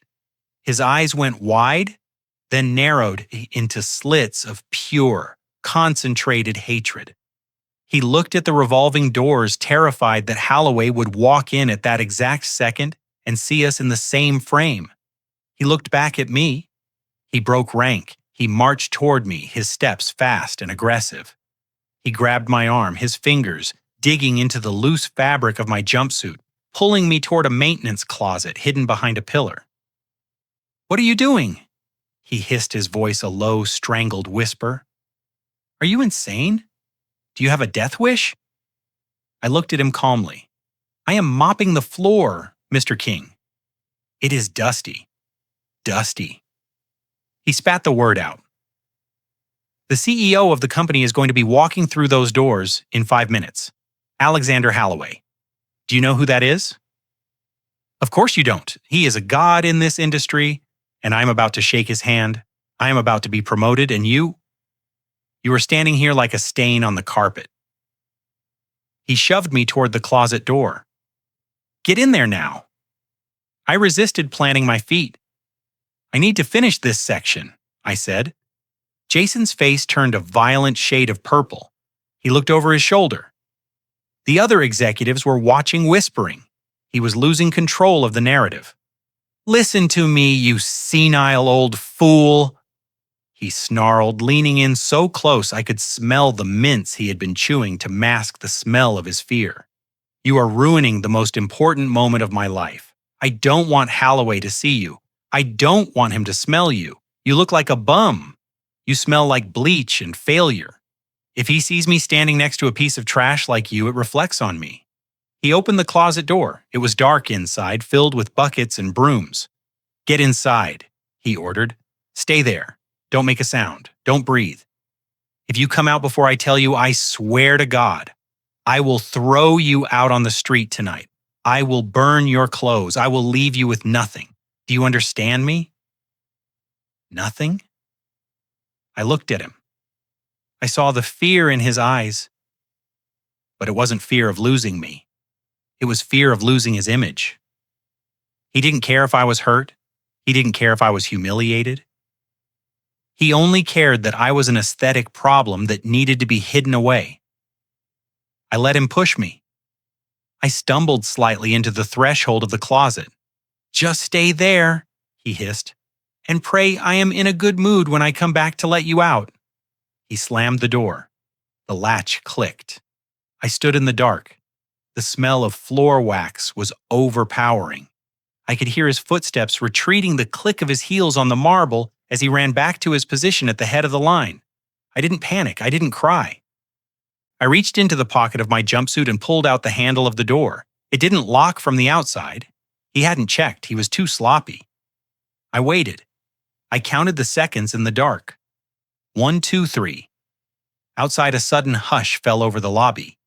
It was a silence so profound it felt like the air had been sucked out of the building. Then the sound of a heavy door revolving. I pushed the closet door open, just a crack. A black limousine had pulled up to the curb, visible through the glass walls. It wasn't just a car, it was a fortress on wheels. A driver opened the rear door. Alexander Holloway stepped out. He looked exactly as I remembered him, perhaps a little grayer at the temples, but just as sharp. He buttoned his jacket. He walked through the revolving doors. The atmosphere in the lobby shattered a collective intake of breath. Jason straightened his tie one last time. He put on his winning smile. He took a step forward, his hand extended, ready to greet the man he thought was his savior. "Welcome to the Chicago branch, Mr. Holloway." Jason said, his voice smooth, practiced. "I am Jason King. We have been expecting you. It is an honor to stop." He didn't take Jason's hand. He didn't even look at him. He walked right past Jason as if he were a statue. He walked past the branch manager. He walked past the vice presidents. He walked straight toward the closet. I pushed the door open fully. I stepped out holding my mop. Jason turned around, his face a mask of confusion and horror. He opened his mouth to shout at me to order me back into the dark. But Holloway was faster. He stopped 3 FT in front of me. The entire lobby watched in stunned silence. The great Alexander Holloway, the shark of Wall Street, the man who terrified grown men with a glance, stood before the old janitor, and then he bowed. It wasn't a nod. It was a deep, respectful bow. "Good morning, Sirley," said his voice ringing clear in the silent cavern of the lobby. I looked at Holloway.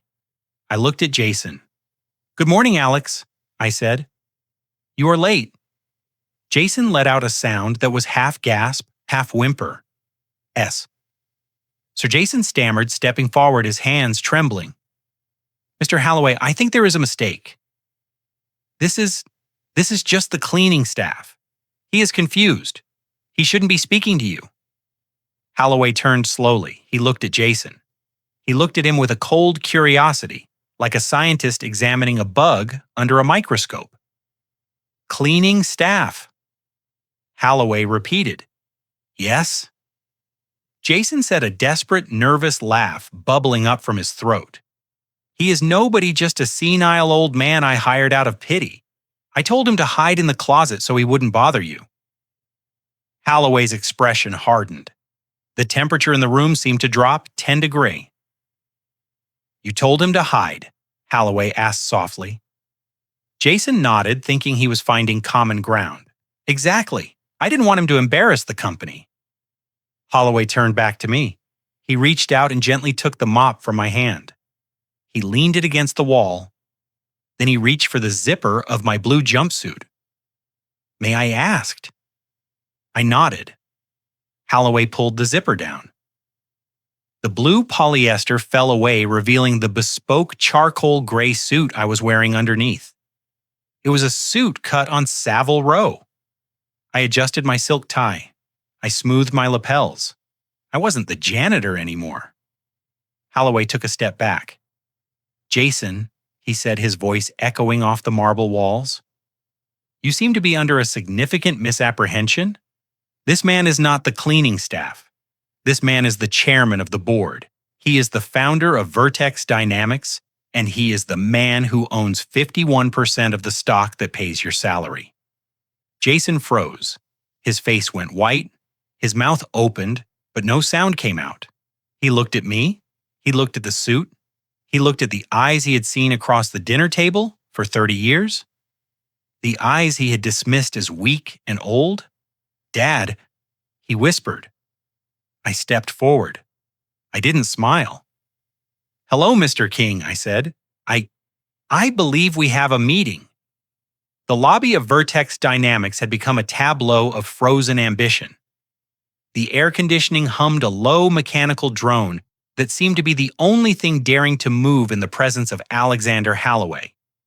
I stood there, the blue jumpsuit pulled around my ankles like a shed skin, revealing the charcoal wool of my bespoke suit. I adjusted my cuffs, feeling the familiar weight of expensive cufflinks against my wrists.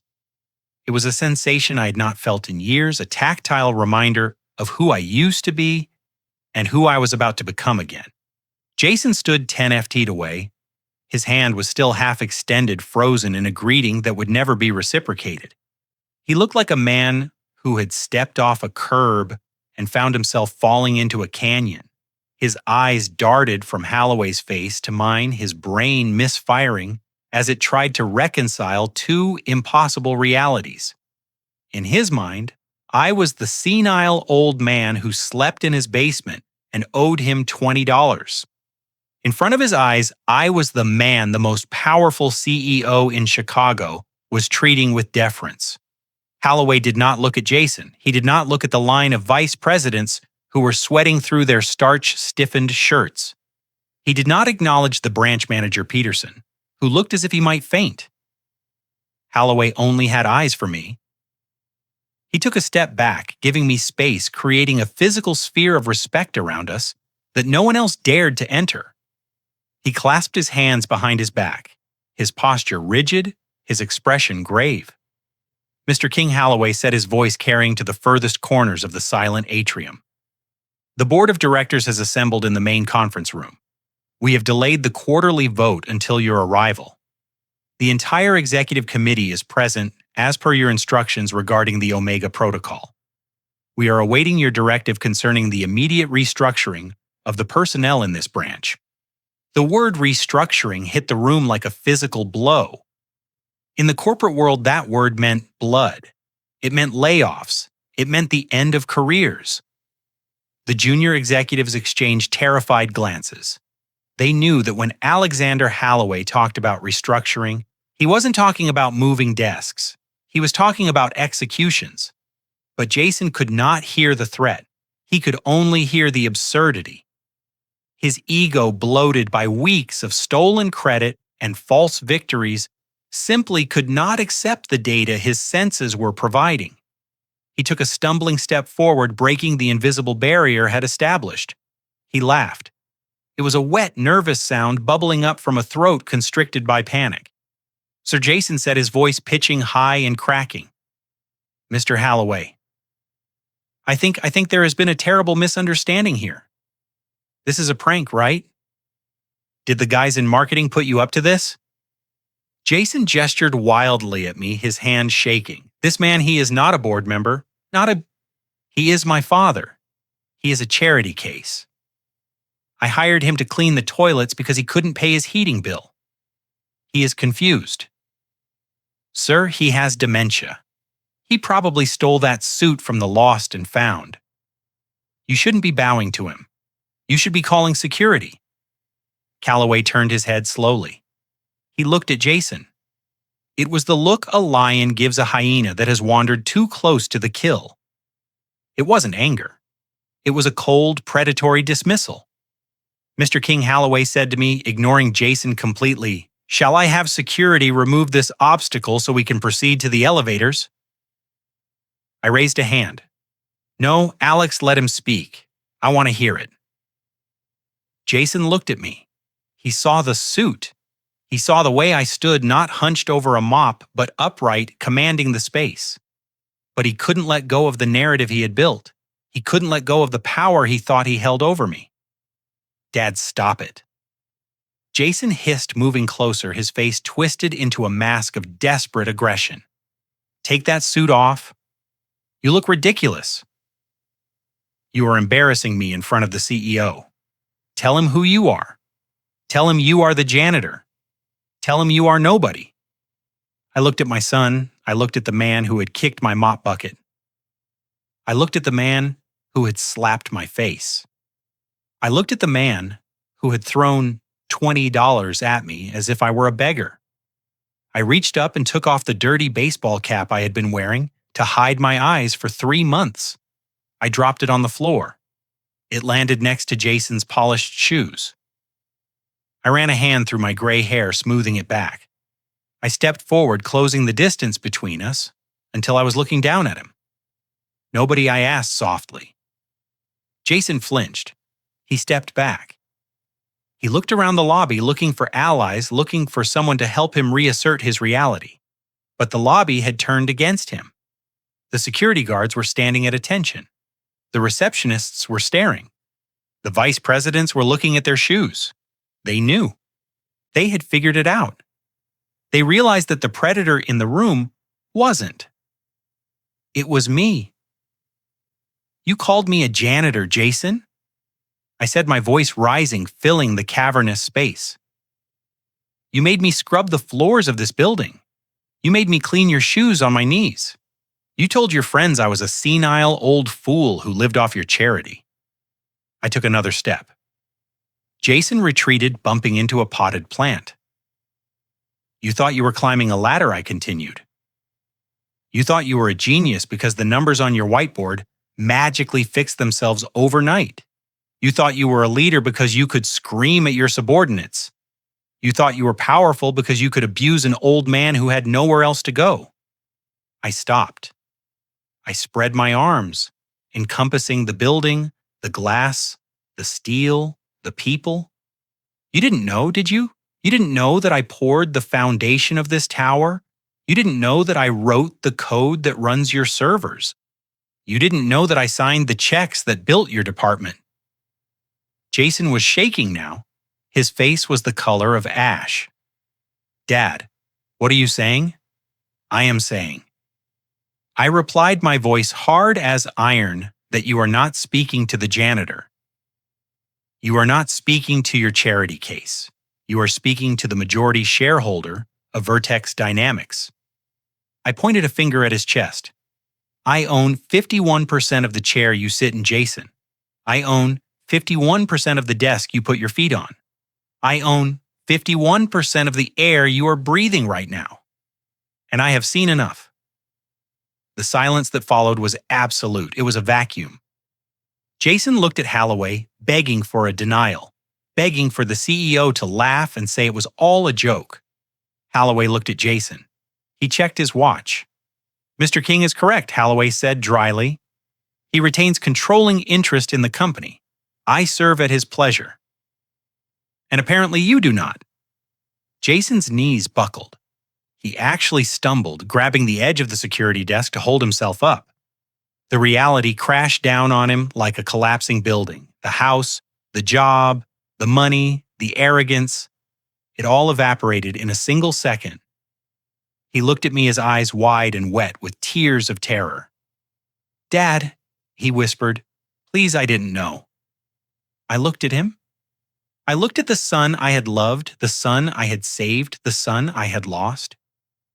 "I know you didn't," I said, "and that is why you are fired." I turned to Holloway. "Alex, let's go. The board is waiting. And have someone clean up this mess in the lobby. It smells like desperation." I walked toward the elevators. Holloway fell into step beside me. The crowd parted like the Red Sea. I didn't look back at my son. I didn't need to. I knew exactly what he looked like. He looked like a man who had just realized that the floor he was standing on was a trapdoor and I had just pulled the lever. The elevator ride to the 45th floor was silent. It was the kind of silence that usually accompanies a funeral procession. The doors slid open with a soft chime revealing the inner sanctum of Vertex Dynamics, the executive suite.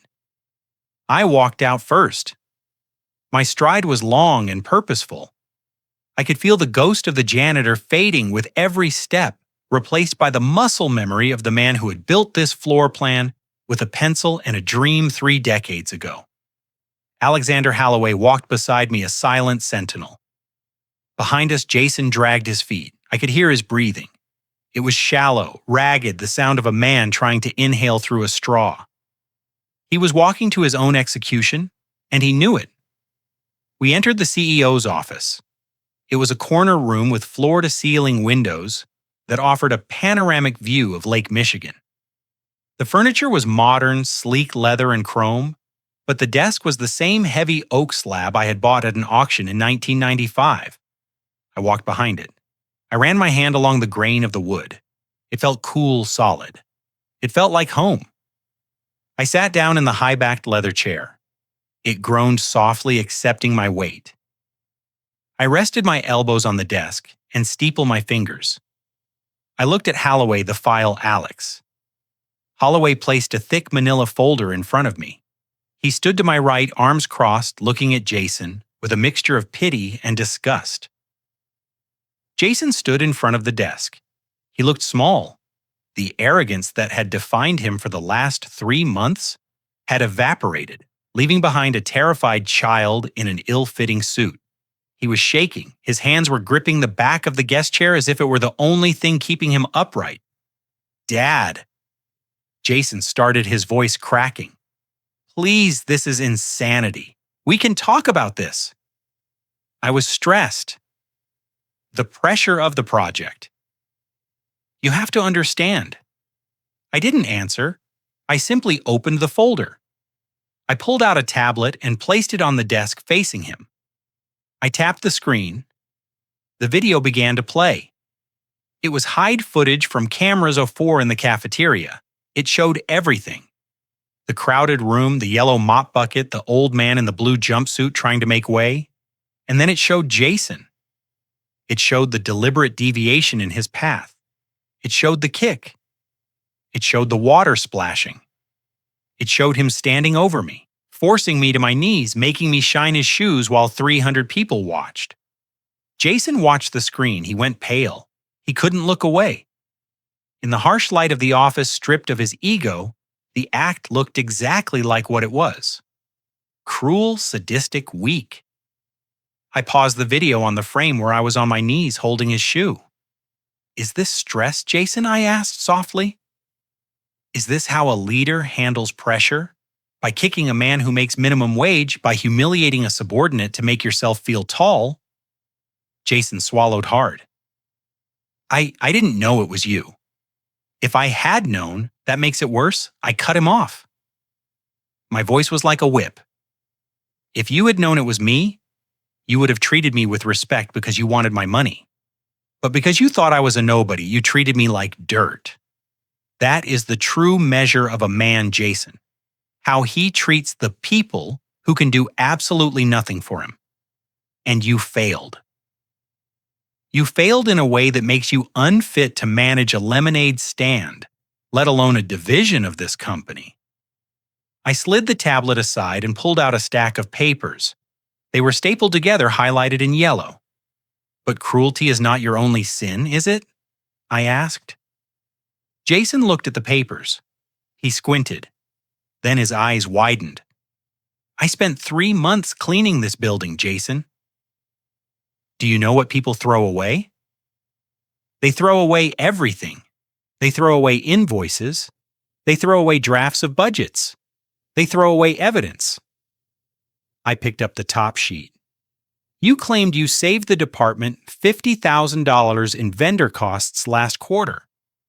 But when I cross-referenced the trash from your office with the accounting logs, I found something interesting. You didn't negotiate lower prices. You switched to a cheaper, inferior supplier for the server coolants, a supplier owned by your college roommate. And the difference in price, it didn't go back to the company. It went into a shell account in the Cayman Islands." Jason gasped. That is a lie. That is a consulting fee." "It is embezzlement, Jason," I said. "It is fraud. I found the emails printed out in your recycling bin. You were so arrogant you didn't even shred them.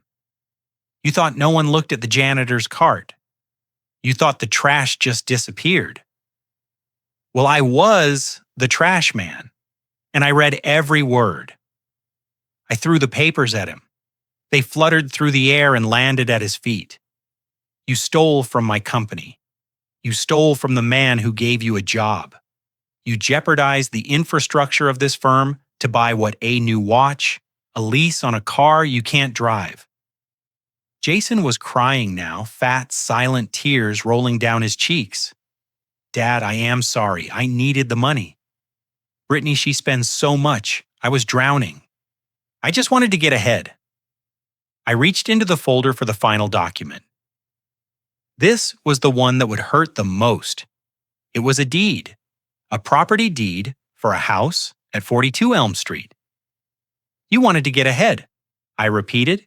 You wanted to be the big man. You wanted to be the provider. You told me you bought that house. You told me you were the master of your domain. I held up the deed. You don't own that house, Jason. You never did. When you came to me 5 years ago with your gambling debts, I didn't just pay them off. I set up a blind trust. The trust bought the house. The trust pays the mortgage. You pay a monthly fee that you think is a mortgage payment, but it is really just rent paid to a shell corporation controlled by me? Jason looked at the deed. He looked at me. His reality was fracturing. You own my house. I own the roof over your head, I said. I own the walls you hang your pictures on. I own the basement where you made me sleep on a cot next to the furnace. I stood up. I leaned over the desk. The time for lessons was over. This was the time for judgment. 3 months ago, you sat at your kitchen table and told me I was a burden. You told me you didn't want to feed an extra mouth. You told me I had to earn my keep or get out. I walked around the desk. I stood toe-to-toe with him. He smelled of sweat and fear. You were right, Jason. In this economy, you have to be useful. You have to contribute. And right now, you are a liability. You are a thief, you are a bully, and you are a failure. I picked up the file from the desk and shoved it into his chest. He grabbed it reflexively. I don't want to feed an extra mouth either, I said, my voice dropping to a deadly whisper. Especially a mouth that bites the hand that feeds it. I turned to Holloway. General Counsel is waiting in the hallway. Yes, sir, Holloway replied. Good. I looked back at my son. You are fired, Jason. Effective immediately. Security will escort you to your desk to collect your personal effects. You have 10 minutes. Do not touch a computer. Do not touch a file. If you try to steal so much as a stapler, I will have you arrested. Jason sobbed, Dad, please. What about the house? Where will we go? I checked my watch. The same PC Felipe he had allowed his wife to steal. It is 9:15. You have exactly 24 hours to vacate the property at 42 Elm Street. The locks will be changed tomorrow at 9:15. If your things are still inside, they will be donated to charity. I suggest you call Brittany. Tell her to stop shopping and start packing. Dad, you can't do this. I am your son. I looked at him. I looked for the boy I used to know. But he was gone, buried under layers of greed and entitlement. I am not your dad right now, Jason. I am the chairman, and this is a business decision. I turned my back on him. I walked to the window and looked out at the lake. It was vast and cold and indifferent. Get him out of my office, Alex. I heard step forward. I heard the soft grip of a hand on a shoulder. I heard Jason's shuffling footsteps as he was led away. I heard the heavy door close. I was alone. I took a deep breath. The air in the office was clean. It was purified. I sat back down in my chair. I picked up the phone. Cole, yes, sir. Phase 1 is complete. Initiate Phase 2.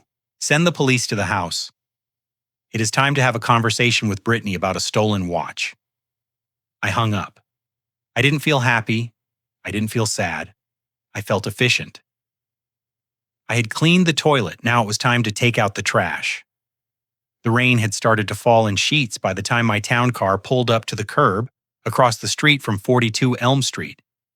I rolled down the window just an inch. I wanted to hear the thunder, but not from the sky. The thunder was about to come from the front door. I watched as 2 squad cars pulled into the driveway, their lights cutting through the gloom, flashing blue and red against the siding of the house I owned. Jason hadn't arrived yet. He was still making his way back from the city stripped of his dignity and his job, but Brittany was home. She was probably counting the money from the pawn shop, planning her next trip to the mall. The officers walked up the path. They didn't knock politely. They hammered on the door. I saw the curtain twitch. A moment later, Brittany opened the door. She was wearing a silk robe, a glass of wine in her hand, looking annoyed at the intrusion. She thought it was a delivery driver or a neighbor complaining about the noise from last night. I couldn't hear the initial words, but I saw her body language change instantly. She dropped the wine glass. It shattered on the porch. She tried to step back to close the door, but the lead officer blocked it with his boot. He wasn't there for a chat. He stepped inside, grabbed her wrist, and spun her around. The charge was specific: trafficking in stolen goods, grand larceny. When Brittany had pawned my PC Philippe yesterday, for a fraction of its value, she hadn't realized two things. First, that watch was insured for $50,000 and registered on an international database of stolen antiquities. Second, my lawyer Cole had flagged the serial number as stolen the moment she left the house with it. When the pawnbroker ran the number this morning, it triggered a silent alarm at the precinct. To the law, Brittany wasn't just a greedy daughter-in-law selling an old man's junk. She was a fence-moving, high-value stolen property. They dragged her out onto the porch. She was screaming now, a shrill, piercing sound that drew neighbors to their windows. She was fighting, kicking her silk robe flapping in the wind. I didn't take it. It was just old junk. He gave it to me. He is senile. The officer didn't care. He pressed her against the wall of the house and cuffed her hands behind her back. He read her rights in the rain. Just then, a taxi screeched to a halt in front of the driveway. Jason stumbled out. He was soaked. His suit ruined his face, a mask of exhaustion. He saw the police lights. He saw his wife in handcuffs. He ran toward the house, slipping on the wet grass. "What is going on?" Jason yelled. "Get your hands off her." "Who called you?" The officer turned to Jason. He held up an evidence bag. Inside was the watch. The rose gold glinted under the porch light. "We recovered this from a shop on State Street." The officer said, "Your wife signed the ticket." "The owner of the watch, Mr. Bernard King, filed a report this morning." "This is a felony, sir. Step back or you will be joining her for obstruction." Jason froze. He looked at the watch. He looked at Brittany. Brittany saw him. And in that moment, the illusion of their marriage evaporated. She didn't see a husband. She saw a failure. She saw the man who had promised her the world and delivered a jail cell. "Jason," she shrieked. Her face twisted into a mask of pure hatred. "You told me he was a nobody. You told me he was garbage. You said he wouldn't notice." "Brittany, shut up." Jason pleaded, looking at the neighbors, who were now standing on their porches. "No, I won't shut up," she screamed, thrashing against the officer's grip. "This is your fault. You and your stupid promotion. You said we owned this house. You said we were rich. You are a liar, Jason. You are a loser. I sold the watch because you couldn't pay the credit card bills. You did this to me." She spat at him. It landed on his ruined suit. The officer shoved her into the back of the squad car. She kicked the window, screaming obscenities that echoed down the quiet suburban street. She blamed him for the theft. She blamed him for the poverty. She blamed him for her own greed. Jason stood alone in the driveway as the police car pulled away, lights flashing. He looked at the empty porch. He looked at the shattered wine glass. He looked at the house that he had been evicted from less than an hour ago. I watched it all from the safety of my car. I watched the woman who had thrown my notebook in the trash get hauled away like a common criminal. I watched the son who had kicked my mop bucket stand in the rain, destroyed by the very partner he had chosen. It was a clean sweep. The house was empty. The job was gone. The marriage was over. I tapped the partition glass. "Drivestone," I said. But as the car began to move, Jason turned. He saw the black limousine. He saw my silhouette in the back window. Recognition dawned on his face, followed by a look of utter, crushing despair. He started to run toward the car. "Dad!" he screamed. "Dad, wait!" He chased the car down the street, his expensive shoes slapping against the wet pavement. He was waving his arms, begging, pleading, but the car was faster. I didn't look back. I didn't need to see him fall to his knees in the middle of the road. I knew he was there. And I knew that for the first time in his life, he was truly on his own. The rain washed away the tire tracks. It washed away the wine on the porch, but it would never wash away the stain of what they had done. And now they would have a lifetime to think about the cost of a watch and the price of a father's love. The black limousine glided forward, the tires hissing against the wet pavement. I sat in the back, the warmth of the climate control wrapping around me, contrasting sharply with the freezing rain battering the world outside. I told myself to look ahead. I told myself to focus on the skyline, on the board meeting, on the future of Vertex Dynamics, but the sound of a hand slamming against the trunk of the car shattered my resolve. It was a desperate, hollow thud. Then another and another. I turned my head. Through the rain-streaked rear window, I saw him. Jason was running. He had lost one of his shoes in the mud. His suit jacket was soaked through, clinging to his frame like a second skin. His hair was plastered to his skull. He wasn't running like an athlete. He was running like a man escaping a firearms, flailing mouth open in a silent scream. He pulled alongside the rear passenger door. He hammered his fist against the tinted glass. I could see his mouth moving, forming the word "Dad" over and over again. His face was a mask of terror. It was the face of a child who realizes the lights have gone out and no one is coming to turn them back on. "Stop the car, Stone," I said quietly. The car came to a smooth halt. Jason collided with the door, grabbing the handle with both hands, yanking on it. It was locked. He pressed his face against the glass, his breath fogging the surface. He looked like a ghost trying to break into the land of the living. I pressed the button. The window hummed and lowered.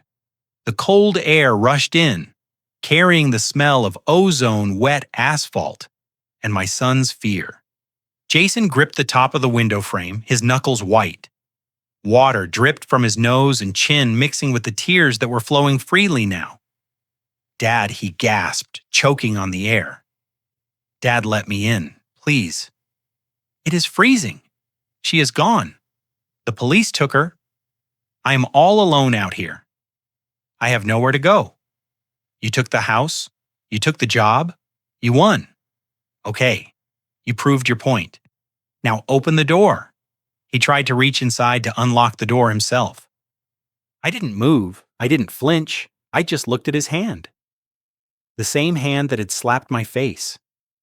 The same hand that had thrown a crumpled $20 bill at me. Jason saw my expression and pulled his hand back as if he had been burned. He started bargaining. The desperation made his voice high and thin. "I can fix this, Dad. I will work for you.